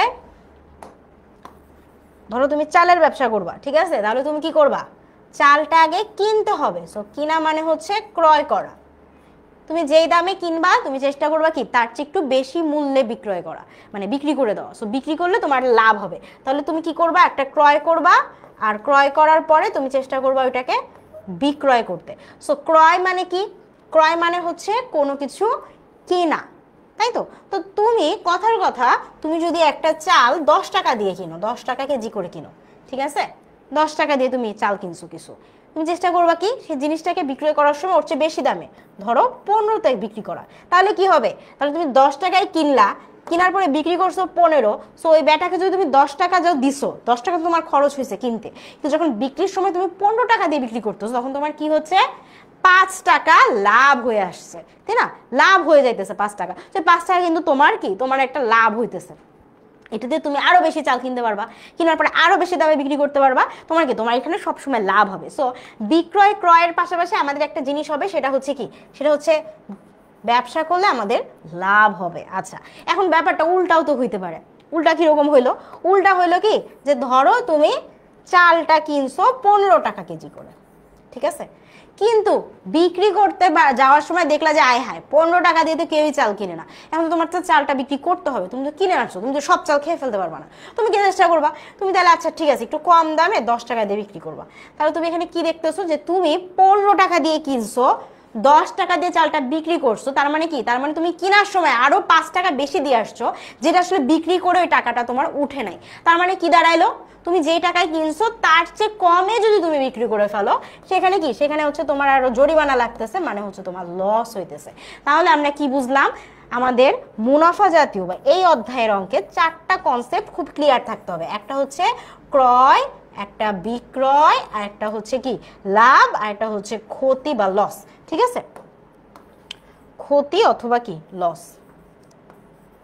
আচ্ছা, লাভের আরেকটা নাম হচ্ছে মুনাফা, যার নামে আসলে এই অধ্যায়টা দেওয়া। ঠিক আছে, মুনাফা মানে কি, মানে হইতেছে তার কত টাকা লাভ হচ্ছে, এটাই হচ্ছে তার মুনাফা।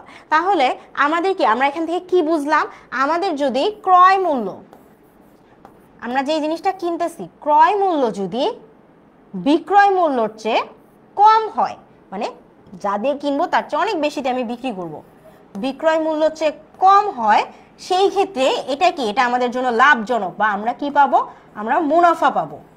আচ্ছা, আর যখন আমরা কোনো কিছু বিক্রয় করলাম,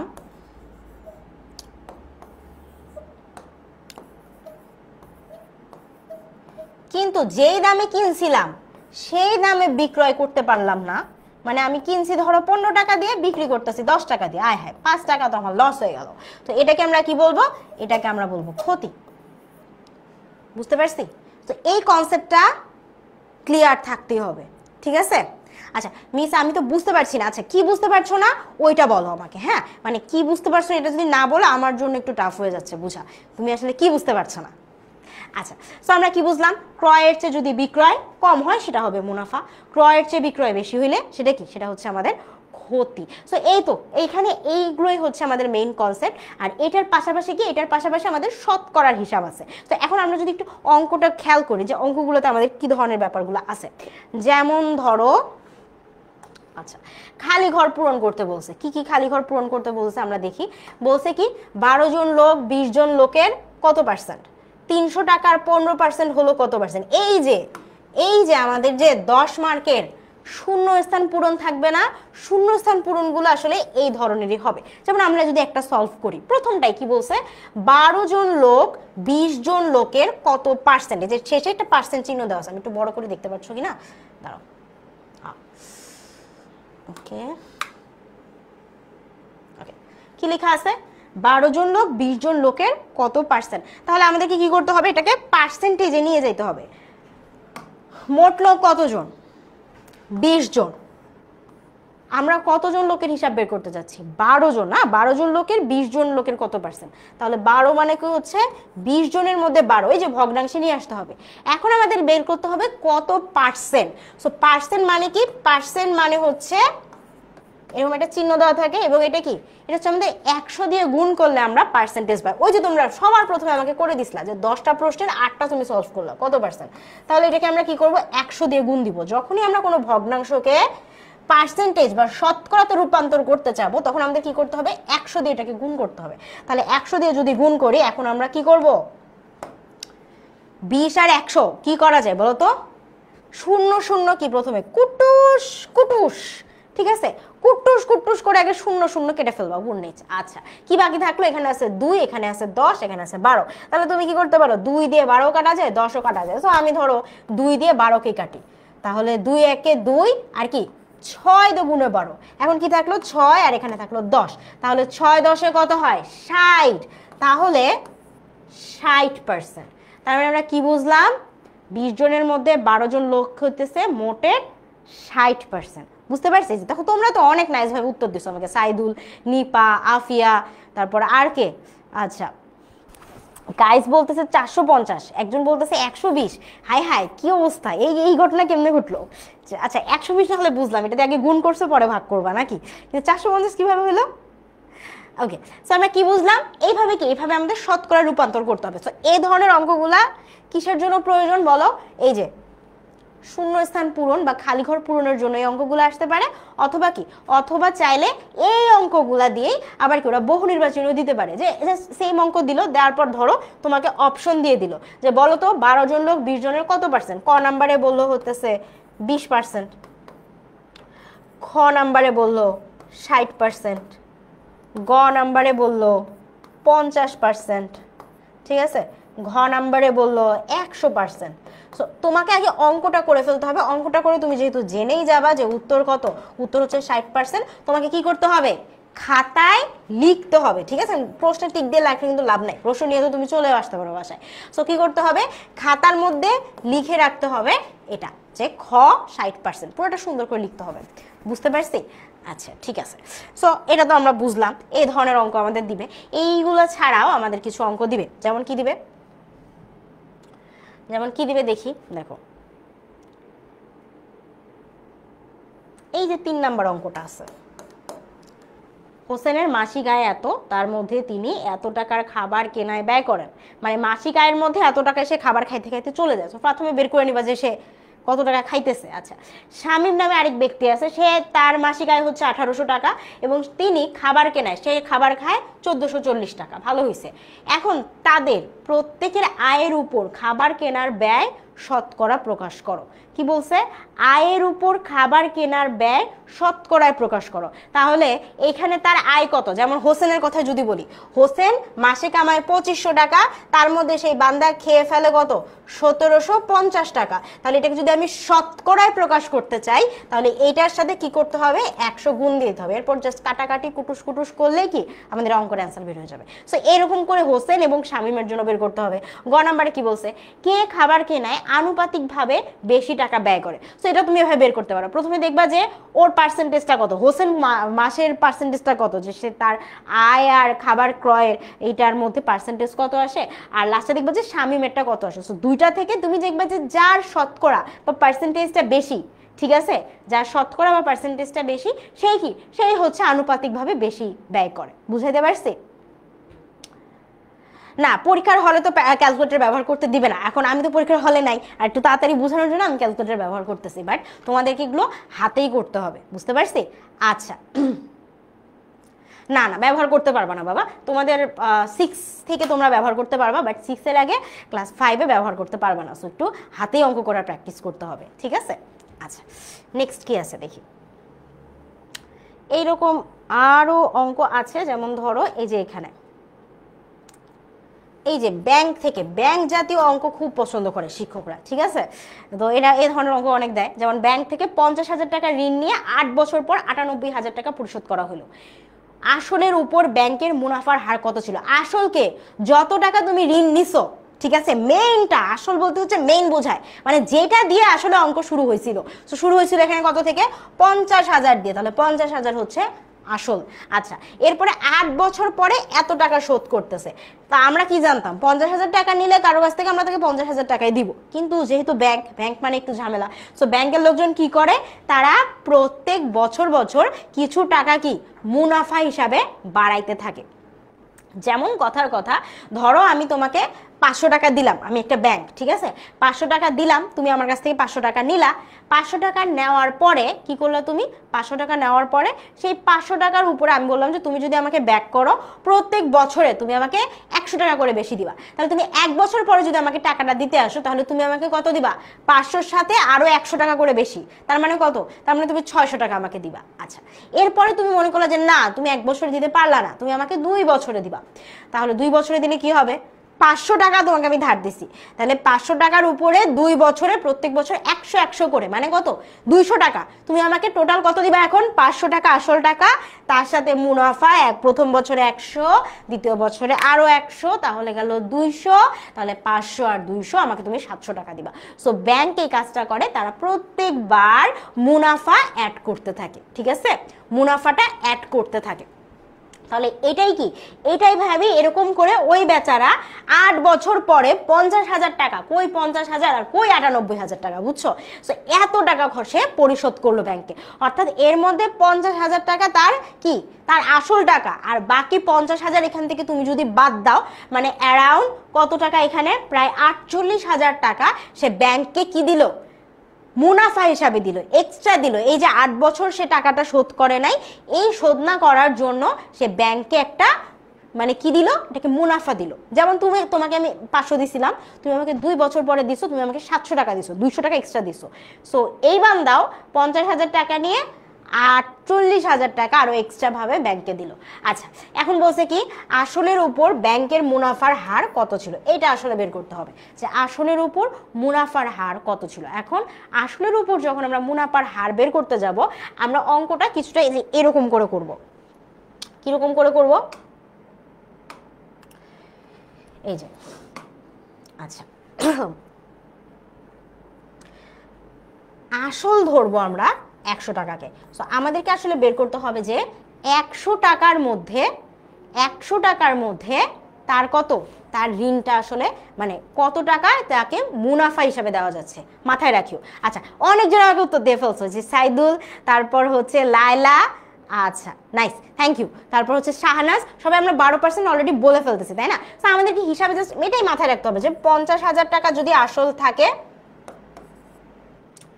তাহলে মুনাফা কত? মুনাফা হচ্ছে 48,000 টাকা।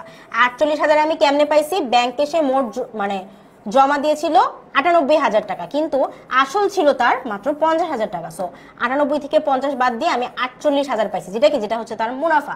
তাহলে 50,000 টাকা আসল হইলে মুনাফা হয় 48। 1 টাকা আসল হইলে মুনাফা কত হবে? 1 টাকাই আসল, মানে আসলটাই এত কম, তাহলে মুনাফাও নিশ্চয়ই কম হবে। সো 48,000 ভাগ কত? ভাগ 50,000। আচ্ছা, কিন্তু যদি আসল এখন আমি 100 টাকা ধরি তাহলে কি করতে হবে? যেহেতু আমার 1 টাকার জায়গায় 100 একটু বেড়ে গেছে, তার মানে কি? তার মানে একটা গুণ হবে। সো 48,000 গুণন 100 ডিভাইডেড বাই 50,000। এখন এই শূন্যগুলো তুমি যদি কুটকুট করে কেটে দাও, 1 2 3 4, তাহলে বাকি যা থাকতেছে এটা কি? 5 2 10 কি হয়? বুঝতে পারছি? আচ্ছা, ওকে। সো এইখান থেকে আমরা পরের ম্যাথটায় চলে যাই। বলছে, আচ্ছা 5 নিয়ে অনেকে বলতেছিলাম, দেখি আমরা 5 কি আছে। ব্যাংক থেকে আসলের উপরে 8% মুনাফায় 5 বছরের জন্য 15,000 টাকা ঋণ নেওয়া হলো। 5 বছর পর মোট কত টাকা পরিশোধ করতে হবে? কি বলছে? আবার খেয়াল করো, কি বলছে? ব্যাংক থেকে দেখতে পারতেছো তোমরা?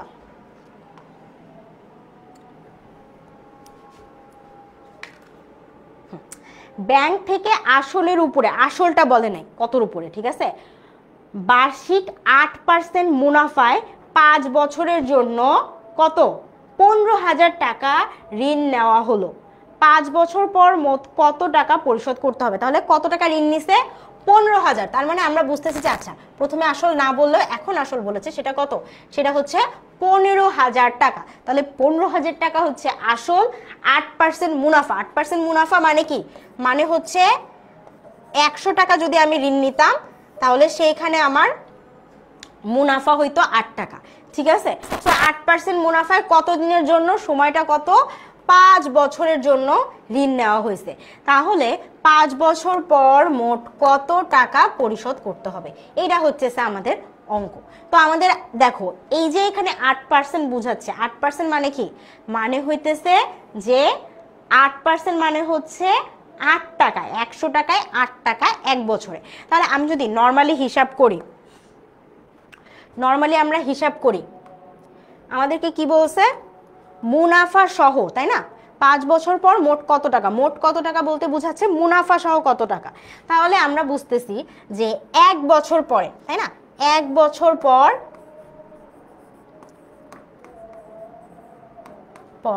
মোট কত টাকা দিতে হবে? 1 বছর পর 100 টাকার জন্য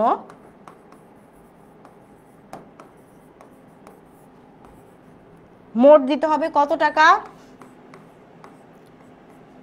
ওই যে আসলের সাথে আমার কি যোগ হইতেছে? আসলের সাথে কি যোগ হচ্ছে বলো তো? আসলের সাথে ওই মুনাফা সহযোগ হচ্ছে। তাহলে মোট দিতে হবে 108 টাকা, ঠিক আছে?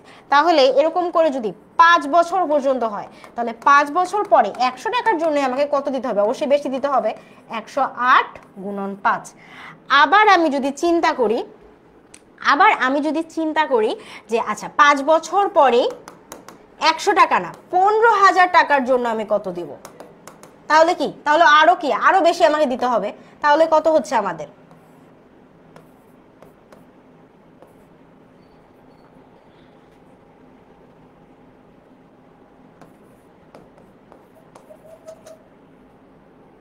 বুঝতে পারতেছি? তো এরকম করে এই ম্যাথসগুলো সলভ করা যাবে, ঠিক আছে? হ্যাঁ জিম, এই যে তোমার অঙ্কটা দেখতে পাচ্ছি, ঠিক আছে। আচ্ছা, হ্যাঁ, তোমার কমেন্টস দেখতে পাচ্ছি। ওকে, সো এই ধরনের অঙ্কগুলো আসলে আসবে, এই ব্যাংক ট্যাঙ্কগুলো বেশি ভালো করে করিও, এর বাকিগুলো আসলে কাছাকাছি করলে পারবা, জাস্ট একটু চোখ বুলায় যাও। নেক্সট আমাদের কি ধরনের অঙ্ক আছে আমরা একটু দেখি।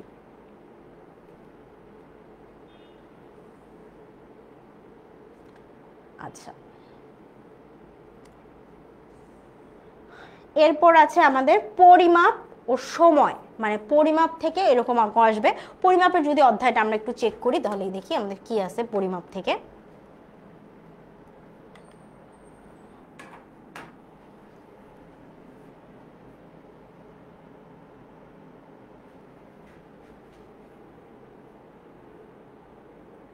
জ্যামিতির অধ্যায়গুলো আর কি। সো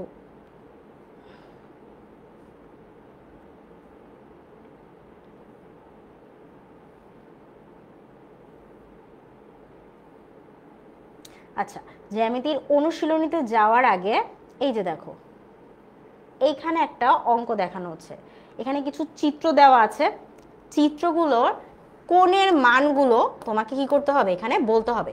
সো এই অঙ্কগুলো তোমাকে কি করতে হবে, সলভ করতে হবে। তো এটা একটু মাথায় রাখিও যে এই ধরনের প্রশ্ন কিন্তু দিতে পারে। কি প্রশ্ন দিতে পারে, যে এখানে কি, যে এখানে এরকম শূন্য স্থান পূরণ দিবে এবং পাশে কি, পাশে একটা জ্যামিতিক চিত্র থাকবে। বুঝাইতে পারছি? সো এই অঙ্কগুলো আসতে পারে। সো এই অঙ্কর জন্য অবশ্যই অবশ্যই মাথায় রাখবা, এই অঙ্কগুলো আসতে পারে। আর এটা ছাড়া যদি বলি,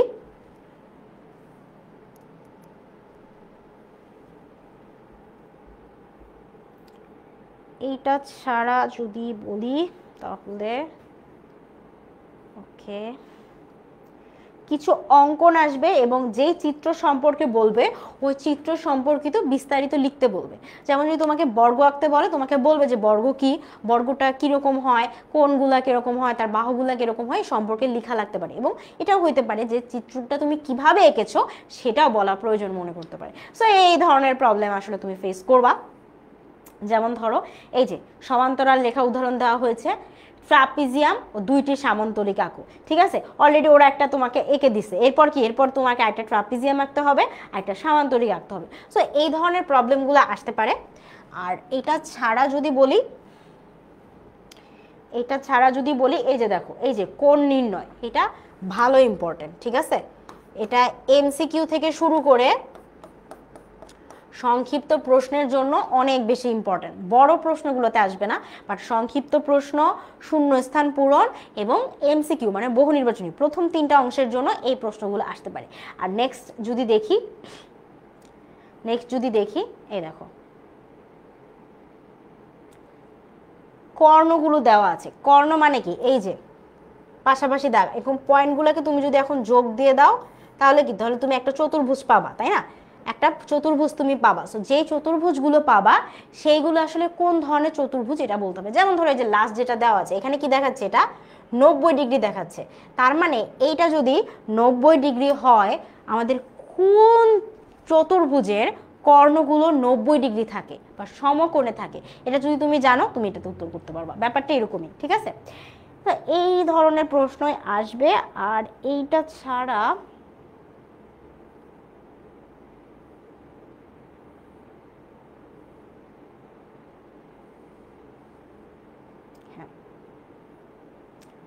পরিমাপে গেলে, পরিমাপে তোমার কিছু প্রশ্ন পাবো।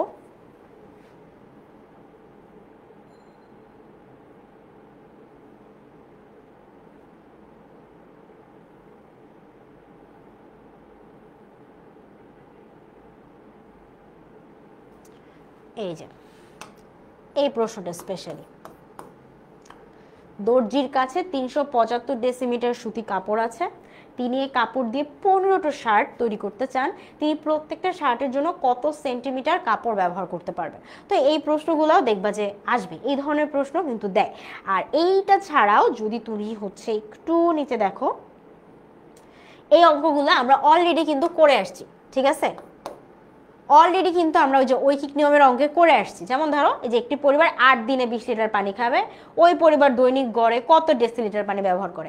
দৈনিক মানে কি, মানে হচ্ছে একদিনে। সো 8 দিনে 20 লিটার, তাহলে একদিনে কত। এগুলো একদম ছোট ছোট অঙ্ক, এইগুলো মনে হয় না খুব সমস্যা হবে। সংক্ষিপ্ত প্রশ্নের জন্য, এই 1 মার্কের প্রশ্নের জন্য এটা দিতে পারে, ঠিক আছে। অ্যান্ড এইটার পরে যদি আমরা চলে যাই,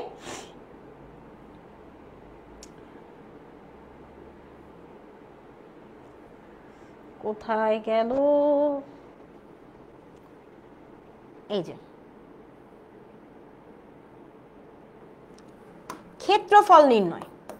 সো ক্ষেত্রফল নির্ণয় যথেষ্ট ইম্পর্টেন্ট, ঠিক আছে। এইটা একটা 3 নাম্বার, এটা 3 নাম্বার আর 6 নাম্বার ভালো ভালো করে মনোযোগ দিয়ে পড়বা, কারণ এটা অনেক ইম্পর্টেন্ট। এই ক্ষেত্রফল নির্ণয়ের অঙ্ক কিন্তু একটা পাবাই, অবশ্যই অবশ্যই অবশ্যই একটা পাবাই, এটা একদম শিওর শট, ঠিক আছে। এই প্রশ্ন আসবেই। যে ফাতেমা বলতেছে আমি পারি আপু, আলহামদুলিল্লাহ তুমি পারো, আশা করি আমরা সবাই পারবো, কারণ এই ধরনের অঙ্ক অনেক বেশি আসবে। এবং ক্ষেত্রফলের জন্য কি কয়েকটা ক্ষেত্রফল তোমার হচ্ছে মুখস্থ থাকতে হবে। ক্ষেত্রফল কয়টা নির্ণয় তোমার একদম মুখস্থ থাকতে হবে। কিরকম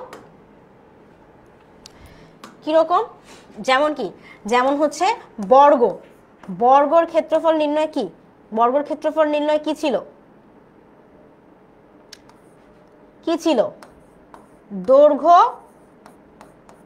গুণন প্রস্থ, তাই না। আচ্ছা এখন বর্গ না, এটা হচ্ছে প্রথমে আয়তর কথা বলি।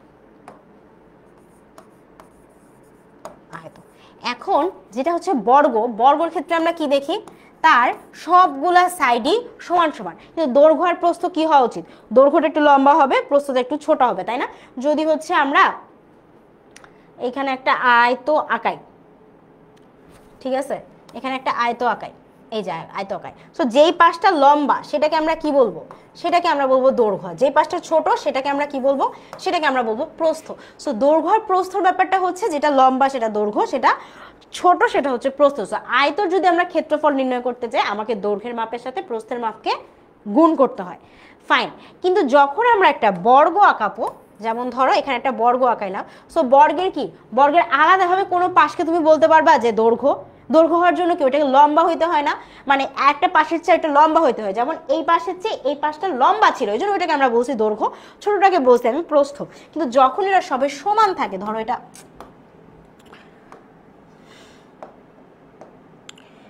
ধরো এটাকে বললাম আমি 5 মিটার, এটাও 5 মিটার হবে, এটাও 5 মিটার হবে, এটাও 5 মিটার হবে, তাহলে সবগুলো যখন সমান, তুমি আলাদাভাবে কাউকে বলতে পারবা না যে কে আসলে দৈর্ঘ্য আর কে আসলে প্রস্থ। তাহলে এখানে তোমার এটা একটু ব্যাপারটা টাফ হয়ে যাচ্ছে না। সো বর্গের ক্ষেত্রে যেহেতু সবগুলো পাশ সমান থাকে, তাহলে আমরা কি করি, ওর দুইটা বাহুকে আসলে গুণ করে দিই। কারণ কি, কারণ বর্গে যাহাই দৈর্ঘ্য তাহাই প্রস্থ, বুঝতে পারছি। সো এটার কারণে কি, এটার আমরা ক্ষেত্রফল নির্ণয় করলে বাহুগুলো গুণ করি। আচ্ছা বর্গ গেল, এখন যদি তুমি চিন্তা করো যে ত্রিভুজের কথা, ত্রিভুজের কথা, ত্রিভুজের কথা দেখো, একটা বর্গকে বা একটা আয়তকে তুমি যদি মাঝখান দিয়ে ভাগ করে ফেলো, এটা একটা ত্রিভুজ তৈরি করে। কিরকম ত্রিভুজ তৈরি করে দেখো, এটা একটা ত্রিভুজ, এটা একটা ত্রিভুজ। অথবা এই যে বর্গটাকে তুমি যদি দুই পাশে ভাগ করে ফেলো, তাহলে কি, তাহলে তুমি দেখবা এটা একটা ত্রিভুজ, এটা একটা ত্রিভুজ, তাই না। তাহলে আমরা কি বুঝতেছি, যে আমাদের ত্রিভুজটা যেটা হয় সেটা কি, সেটা হচ্ছে দৈর্ঘ্য প্রস্থ মিলে একটা চতুর্ভুজ, তার অর্ধেক। সেজন্য আমরা কি করি, আমাদের ত্রিভুজে যখন সূত্রটা ব্যবহার করি, তখন আমরা কি করি, হাফ গুণন কি, ভূমি গুণন উচ্চতা। ভূমি আর উচ্চতা কিছু যদি নর্মালি চিন্তা করো, তাহলে কি, তাহলে এটা যদি দৈর্ঘ্য বলো, এটাকে প্রস্থ বলো, মানে আমরা কি বুঝি, যে ত্রিভুজের দুইটা দিক, তাই না। তাহলে এক্ষেত্রে আমরা কি বলি, আমরা বলি ভূমি, ভূমি গুণন উচ্চতা। সো উচ্চতাটাকে, উচ্চতাটা হইতেছে, প্রস্থটাকে আমরা আরেকটা নাম দিই উচ্চতা, কারণ প্রস্থ তো একবার বলে ফেলছে আয়তর ক্ষেত্রে, কিন্তু সেম নাম বলা যাবে না। সো একই রকম জিনিস, আমরা উচ্চতাটাকে কি বলতেছি, প্রস্থটাকে উচ্চতা বলতেছি, আর দৈর্ঘ্য যে আছে তাকে আমরা বলতেছি ভূমি। সো এটাই হচ্ছে আমাদের কি, আমাদের হাফ গুণন ভূমি গুণন উচ্চতা। তোমাদের অনেকের প্রশ্ন থাকে যে এদের কারোর সাথে আমি হাফ বা 1/2 গুণ করলাম না, তাহলে আমি কেন ত্রিভুজে গুণ করব। ত্রিভুজে গুণ করার কারণ এটাই, তুমি যে কোনো একটা চতুর্ভুজকে অর্ধেক করে ফেলো, সেটাকে দেখবে তুমি দুইটা ত্রিভুজ বানায় ফেলতে পারছো। সো যেহেতু আমার দুইটা ত্রিভুজ হয়ে যাইতেছে একটা চতুর্ভুজকে অর্ধেক করার কারণে, এটার জন্য কি আমরা প্রথমে হাফ গুণ করি, আর ওই চতুর্ভুজের দুইটা পাশকে আমরা কি বলি, দুইটা পাশকে আমরা নামগুলো জাস্ট চেঞ্জ করে দিই। প্রস্থকে বলি উচ্চতা, দৈর্ঘ্যকে বলি কি, দৈর্ঘ্যকে বলে ভূমি। এটাই হচ্ছে ব্যাপার, বুঝতে পারছি? আচ্ছা, ত্রিভুজ গেল, আর লাস্টে হচ্ছে আমরা একটা পড়ি বৃত্ত। আমি জাস্ট কমনগুলো বলতেছি, যে কমনগুলো বারবার আসে। এটা কি, বৃত্তটা কি ছিল, 2 গুণন পাই, পাই না, পাই মানে কি, পাই তো একটা চিহ্ন, পাই আর স্কোয়ার। আর স্কোয়ার বলতে কি বুঝাচ্ছে, আর মানে কি, ব্যাসার্ধ। তাহলে ব্যাসার্ধকে 2 বার গুণ দিলে বা ব্যাসার্ধর বর্গ করলেই কি আমরা পেয়ে যাব বৃত্তের ক্ষেত্রফল। সো এই যে বেসিক কয়টা সূত্র বললাম, এই সূত্রগুলো ধরেই আসলে কি তোমার অঙ্কগুলো আসবে, এর চেয়ে আলাদা কিছুই যাবে না। কিন্তু ক্ষেত্রফলের অঙ্ক অনেক বেশি ইম্পর্টেন্ট, সো অবশ্যই অবশ্যই অবশ্যই মাথায় রাখবা, ঠিক আছে? দুইটা দাগাইছি, বাট চেষ্টা করবা যে মোটামুটি সবগুলাতে একটু নজর বুলায় যেতে, ঠিক আছে? আর এই দেখো এখানেও কিন্তু ক্ষেত্র, এই যে শূন্যঘর আছে, সো যেগুলো যে কয়টা অন্তত বইয়ের মধ্যে শূন্যস্থান পূরণ আছে এগুলো বাদ দিও না, একেবারে বাদ দিও না, কারণ দেখবে যে ওইগুলো থেকে টিচাররা প্রশ্ন করবে। আচ্ছা, এটা কি ছিল, ওকে, সময় অধ্যায়।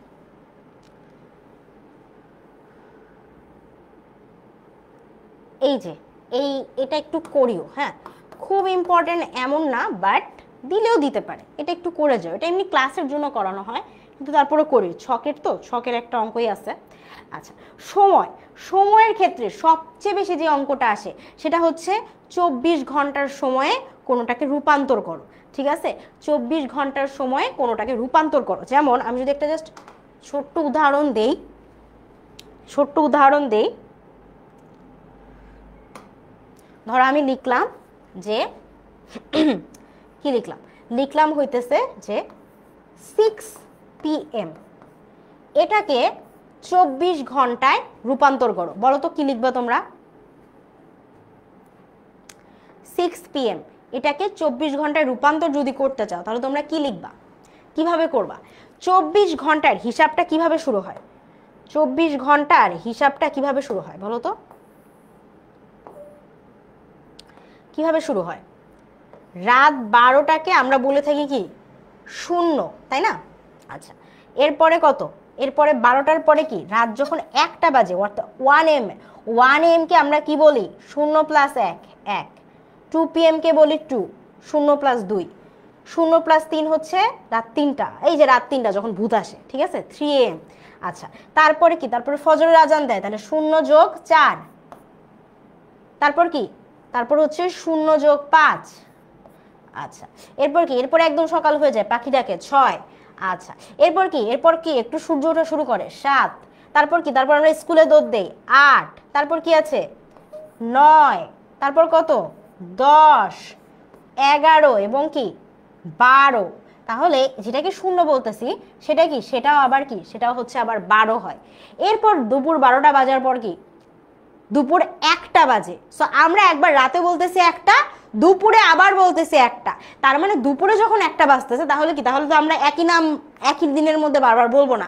তাহলে যেহেতু একই বলবো না, তাহলে এটা যদি 0টা যদি 12টা হয়, তাহলে এই দুপুর 1টা হবে 13টা, 2টা হবে 14টা, 3টা হবে 15টা, 4টা হবে 16টা, 5টা হবে কত 17টা, 6টা 18টা। তাহলে 6 PM মানে কি, মানে সন্ধ্যা 6টা। তাহলে এটা কত, এটা আসলে 18 হবে, ঠিক আছে, 24 ঘন্টার হিসাবে। এরকম করে কি, 7টা হইলে 19, 8টা হইলে 20, 9টা হইলে 21, 10টা হইলে 22, 11 মানে কত 23। এন্ড যখন আবার আমি 24 বলবো, 24 বলে কিছু নাই, সেটা হবে কত, সেটা হয়ে যাবে 00। এই তো তোমরা যে অনেকজন উত্তর দিয়েছো, শাহরিয়ার, তারপর শাহনাজ, তারপর হচ্ছে সুফিয়ান, তারপর পারভিন, তারপর এই তো nice nice, thank you. So আমরা বুঝতে পারলাম না, এই ধরনের অঙ্ক অবশ্যই তোমাদের দিবে, সময়ের জন্য এটা জেনে রাখবা। আর কি, আর এই যে মাসের নামগুলা, এই যে নাম্বারগুলো মুখস্থ করবা যে কোন মাসে কত সাল। আর কি মনে রাখতে হবে, লিপ ইয়ার। লিপ ইয়ারে কি, লিপ ইয়ারে শুধুমাত্র ফেব্রুয়ারি মাসে কয়টা দিন থাকে, একটা দিন এক্সট্রা থাকে, সেটা কত দিন, 29 দিন। যেমন কি, যেমন এবার কত সাল, 2025 সাল, এটা কি লিপ ইয়ার। লিপ ইয়ার আমরা কিভাবে বের করি, যদি সালটা 4 দিয়ে নিঃশেষে বিভাজ্য হয় তাহলে সেটাকে আমরা বলি লিপ ইয়ার। যেমন কি, যেমন ধরো এইবারে যে সালটা আমাদের আছে এটা হচ্ছে 2025 সাল, ঠিক আছে। এইটাকে তুমি বাবা যদি 4 দিয়ে ভাগ করো তাহলে 4 কত, 4 5 20 হইলো, এখানে আসলো 2 0 5 নেমে আসলো, 4 6 24 আছে 1, তাহলে 1 কি, 1 আসলে ভাগশেষ হিসেবে থেকে যাচ্ছে, তার মানে এটাকে আমরা নিঃশেষে বিভাজ্য বলতে পারতেছি না। যেহেতু এই সালটা 4 দিয়ে নিঃশেষে বিভাজ্য হইলো না, তার মানে এই সালটা লিপ ইয়ার না। সো যেহেতু এটা লিপ ইয়ার না, লিপ ইয়ার না হইলে কি হবে না, এবার ফেব্রুয়ারি মাসে কয় দিন থাকবে, 28 দিন থাকবে, ঠিক আছে। কিন্তু গত বছরের কথা যদি আমরা চিন্তা করি, গত বছর কত সাল ছিল, 2024 সাল। সো 2024 সালকে আমি যখন 4 দিয়ে ভাগ করতেছি, 4 5 20, এখানে নামতেছে 2, 4 0 0, এখানে দিলাম, এখানে দিলাম হইতেছে 4, তাহলে কত, 4 6 24, ডান। আমার কি, আমার নিঃশেষে বিভাজ্য হয়েছে, কোনো ভাগশেষ নাই, ভাগশেষ হচ্ছে 0। সো যেহেতু এটা নিঃশেষে বিভাজ্য হইলো, তার মানে আমরা কি বলতে পারতেছি, 2024 হচ্ছে কি একটা লিপ ইয়ার। লিপ ইয়ার ছিল, লিপ ইয়ার থাকার কারণে ফেব্রুয়ারি মাসে কত দিন ছিল, 29 দিন। সো যদি আমাদের লিপ ইয়ার হয় তাহলে ফেব্রুয়ারিতে 29 দিন হবে, যদি লিপ ইয়ার না হয় সেই ক্ষেত্রে আমাদের কি ফেব্রুয়ারি মাসে 28 দিন হবে, এটা মাথায় রাখবা। আর বাকি ডেটগুলো মুখস্থ করে ফেলবা, যে বৈশাখ মাসে কয় দিন, ফেব্রুয়ারি মাসে কয় দিন, জানুয়ারি মাসে কয় দিন, এগুলো মুখস্থ রাখতে হবে, কারণ এই ধরনের ম্যাথস আমরা বেশি পাবো। এই যে দেখাই তোমাদেরকে একটু, এই ম্যাথ তুমি বের হও, আমার সাথে কেন জোড়া মাঝে মাঝে দুষ্টামি করে আমি বুঝি না। আসো, এই যে দেখো, ঠিক আছে, ক্যালেন্ডার সম্পর্কিত প্রশ্ন, 2025-এ 20 দিন পরে তারিখ কত হবে। সো তুমি যদি ওগুলা ভাই না জানো তাহলে কিন্তু প্যারা, ঠিক আছে। এই ধরনের প্রশ্ন আসবে, সংখ্যার দিন নির্ণয় করো, এটা এই এমসিকিউতে আসবে, ঠিক আছে। কতদিন, যে শ্রাবণ বলবে শ্রাবণ মাসে মোট কত দিন থাকে, সো এখানে তোমাকে লিখে দিবে 15 দিন, 20 দিন, 25 দিন, না 28 দিন। তো তোমাকে ওইখান থেকে বের করতে হবে যে শ্রাবণ মাসে কয় দিন থাকে। এটা যদি তোমার মুখস্থ না থাকে তাহলে একটু সমস্যা। মনে রাখতে পারো যে হাতের কড়ি গুণে, যে বৈশাখে যদি 31 দিন হয় তাহলে কি জ্যৈষ্ঠতে 30 দিন, এরকম করে মনে রাখতে পারো। আমরা এইভাবে মনে রাখতাম যে একটাতে 31 হলে আরেকটা 30, একটাতে 31 হলে আরেকটা 30। ব্যতিক্রম কোনটা, ব্যতিক্রম হচ্ছে ফেব্রুয়ারি মাস, ঠিক আছে, এটা মনে রাখবা। আচ্ছা, এই তো গেল, এই ধরনের প্রশ্নই আসবে। এন্ড আচ্ছা, এই যে একটা প্রশ্ন আছে, এই প্রশ্নটা ভালো করে পড়বা। ওই 24 ঘন্টা 12 ঘন্টার হিসাব টিসাব, ওইখান থেকে একটা দিছে যে কোনো শহরে 11টা 50-এর ট্রেন ত্যাগ করে 15টা 25 গন্তব্যে পৌঁছায়, ট্রেনটির কত ঘন্টা এবং কত মিনিট সময় লাগলো। সো দেখো, এখানে বলছে 11টা 50 আর এখানে বলছে 15টা 25, তার মানে হিসাবটা কিসে দিছে তোমাকে, হিসাবটা 24 ঘন্টার হিসাবে তোমাকে দিছে। তাহলে 11টা 50 থেকে 12টা বাজতে কয় মিনিট লাগছে, 10 মিনিট বাকি ছিল। আচ্ছা, 10 মিনিটের পরে এখানে যে পৌঁছেছে 3টা 25, মানে আরো 3 ঘন্টা 25 মিনিট প্লাস এখানকার 10 মিনিট, তাহলে 3 ঘন্টা 35 মিনিট। সো ট্রেনটার কত ঘন্টা এবং কত মিনিট সময় লাগলো, ট্রেনটার 3 ঘন্টা, তার সাথে কত, তার সাথে আরো কত 10 মিনিট সময় লাগছে। সো এটাই হইতেছে তোমার অঙ্ক, 10 মিনিট না, সরি 35 মিনিট। আচ্ছা, এরকম এই যে বলছিলাম আমার সাথে একটু দুষ্টামি করে, দুষ্টামি করতেছে, whatever।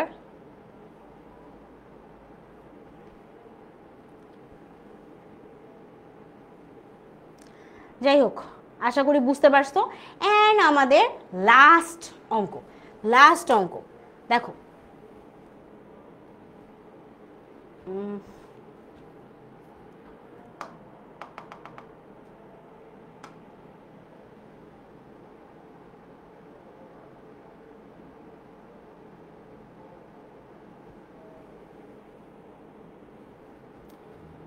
একদম শেষ অংশে চলে আসছি, সেটা হচ্ছে কি উপাত্ত বিন্যস্তকরণ, ঠিক আছে।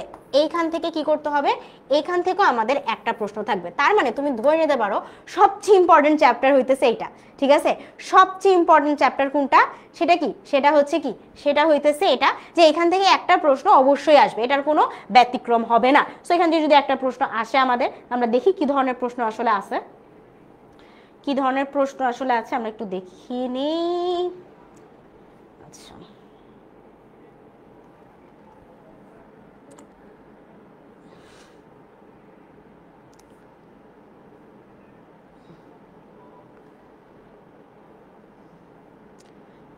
আচ্ছা সারণী কিন্তু তৈরি করতে হবে আমাদেরকে, তার সাথে টালি বসানো জানতে হবে। যেমন ধরো প্রথমে কি বলছে, চতুর্থ শ্রেণী পঞ্চম শ্রেণীর শিক্ষায় বাসায় পড়ালেখার সময়ের উপরে একটা উপাত্ত দিছে। উপাত্ত মানে কি, যে সংখ্যাগুলো নিয়ে আমরা কি করি, আমরা অঙ্ক করি, ঠিক আছে? এখন আমাদেরকে এর সাথে সাথে প্রশ্ন দিয়েছে, কি প্রশ্ন দিয়েছে দেখো, প্রতি শ্রেণীতে সর্বোচ্চ ও সর্বনিম্ন পড়ালেখার সময় কত, চতুর্থ এবং পঞ্চম শ্রেণীর শিক্ষার্থীদের বাসায় পড়ালেখার সময়ের গড় নির্ণয় করতে বলছে, আর সাথে কি বলছে, নিচের খালি ঘরগুলো পূরণ করতে বলছে। সো নিচের খালি ঘরে কি ধরনের অঙ্ক আছে আমরা একটু যদি দেখি, এই যে দেখো সময় দিয়ে দিয়েছে, তাতে 4 নাম্বার শ্রেণীর সংখ্যা কতজন, 5 নাম্বার শ্রেণীতে কতজন, মানে ধরো এই যে 40 থেকে 59 মিনিট, এরকম কতজন শিক্ষার্থী আছে যারা 40 থেকে 59 মিনিট ধরে পড়ে, এটা চতুর্থ শ্রেণীতে কতজন পড়ে, পঞ্চম শ্রেণীতে কতজন পড়ে, ঠিক আছে? সো এরপরে কি করতে হবে, এরপরে আমাদের কি, এরপরে আমাদের এই যে এরকম বর্গ কেটে কেটে গ্রাফ করে দিছে, এখানে কি করতে হবে, আমাদের আয়তলেখ অঙ্কন করতে হবে। তো এই অঙ্কগুলো আমার মনে হয় তোমরা সবাই খুব ভালো করে পারো, এই ধরনের অঙ্ক আসবে। অথবা কি, অথবা আমাদেরকে এরকম কি একটা জরিপ দিয়ে দিবে, এরকম আয়তলেখ দিয়ে দিবে, এরপর প্রশ্ন করবে পঞ্চম শ্রেণীর কতজন শিক্ষার্থী জরিপের আওতায় এসেছে। তো তুমি এখানে গুণে দেখবা যে পঞ্চম শ্রেণী কোথায়, এটা পঞ্চম শ্রেণী, পঞ্চম শ্রেণীর কতজন শিক্ষার্থী আসছে, দেখো কতজন শিক্ষার্থী আসছে, 10 থেকে 14, তাহলে 10 থেকে 14 জন শিক্ষার্থী এসেছে পঞ্চম শ্রেণী থেকে। আচ্ছা, কোন শ্রেণী ব্যবধানে শিক্ষার্থীর সংখ্যা বেশি, মানে কোনটাতে লাল দাগ সবচেয়ে বড় বা উপরে আছে, দেখো তো, এই যে দেখো এটা সবচেয়ে উপরের দাগ, এটা কোন শ্রেণী, অষ্টম শ্রেণী। তাহলে এখান থেকে আমরা কি বলবো, যে অষ্টম শ্রেণীতে এই সংখ্যা সবচেয়ে বেশি। তারপরে কি, শতকরা কতজন শিক্ষার্থীর বিদ্যালয়ে আসতে 30 মিনিটের বেশি দেরি হয়েছে। সো তুমি এখান থেকে মোটামুটি সবগুলো ইনফরমেশন পেয়ে যাচ্ছ, যেগুলো থেকে তুমি অঙ্কগুলো করতে পারবা। আর এইটা ছাড়াও আচ্ছা, মোটামুটি এই অধ্যায়ের সবগুলো অঙ্ক আসলে পারা উচিত, সবগুলোই সহজ, চেষ্টা করবো সবগুলোই করতে। অ্যান্ড আমি আসলে এখান থেকে আলাদাভাবে আর কোনোটাই দাগাই দিচ্ছি না, কারণ যেহেতু একটা প্রশ্ন এই একটা অধ্যায় থেকেই আসবে, অন্য কোনো কিছুর সাথে মিল যাবে না। সো চেষ্টা করবো এই অধ্যায়টা ভালো করে পড়তে। এবং শুধুমাত্র যে এই অধ্যায়ের প্রশ্ন মানে ইম্পর্টেন্ট এমন না ব্যাপারটা, সবগুলো অধ্যায় অনেক বেশি ইম্পর্টেন্ট। যদি তোমার কাছে একান্ত সময় কম থাকে তাহলে চেষ্টা করবা প্রত্যেকটা অধ্যায়ের উদাহরণগুলো শেষ করে রাখতে, ঠিক আছে? ওকে, সো আজকে আমরা আর দেরি করবো না, তোমরা লাইভটা শেয়ার করে রাখিও, সেভ করে রাখিও, পরবর্তীতে আমাকে খুঁজে পেতে সহায়তা হবে। আর সবাই একটু আমাকে গ্রুপে জানাও যে আজকের ক্লাসটা তোমাদের কেমন লাগলো। ও, আমার একটা ছোট্ট একটা হোমওয়ার্ক আছে, ছোট্ট একটা হোমওয়ার্ক আছে। আমার প্রশ্ন হচ্ছে যে 7টা পিৎজা খাওয়া হয়ে গেছে, 8টা পিৎজার মধ্যে এই যতটুকু পিৎজা আছে এটার শতকরায় কতটুকু, শতকরায় কতটুকু, এইটা হচ্ছে তোমাকে আমাকে বের করে দিতে হবে, ঠিক আছে? সো প্রশ্ন আমার এটা হোমওয়ার্ক হিসাবে থাকলো, ঠিক আছে? 7/8 এটা শতকরায় কত। ওকে, সো দেখা হবে তোমাদের সাথে অন্য কোনো ক্লাসে। সবাই ভালো থাকো, সুস্থ থাকো।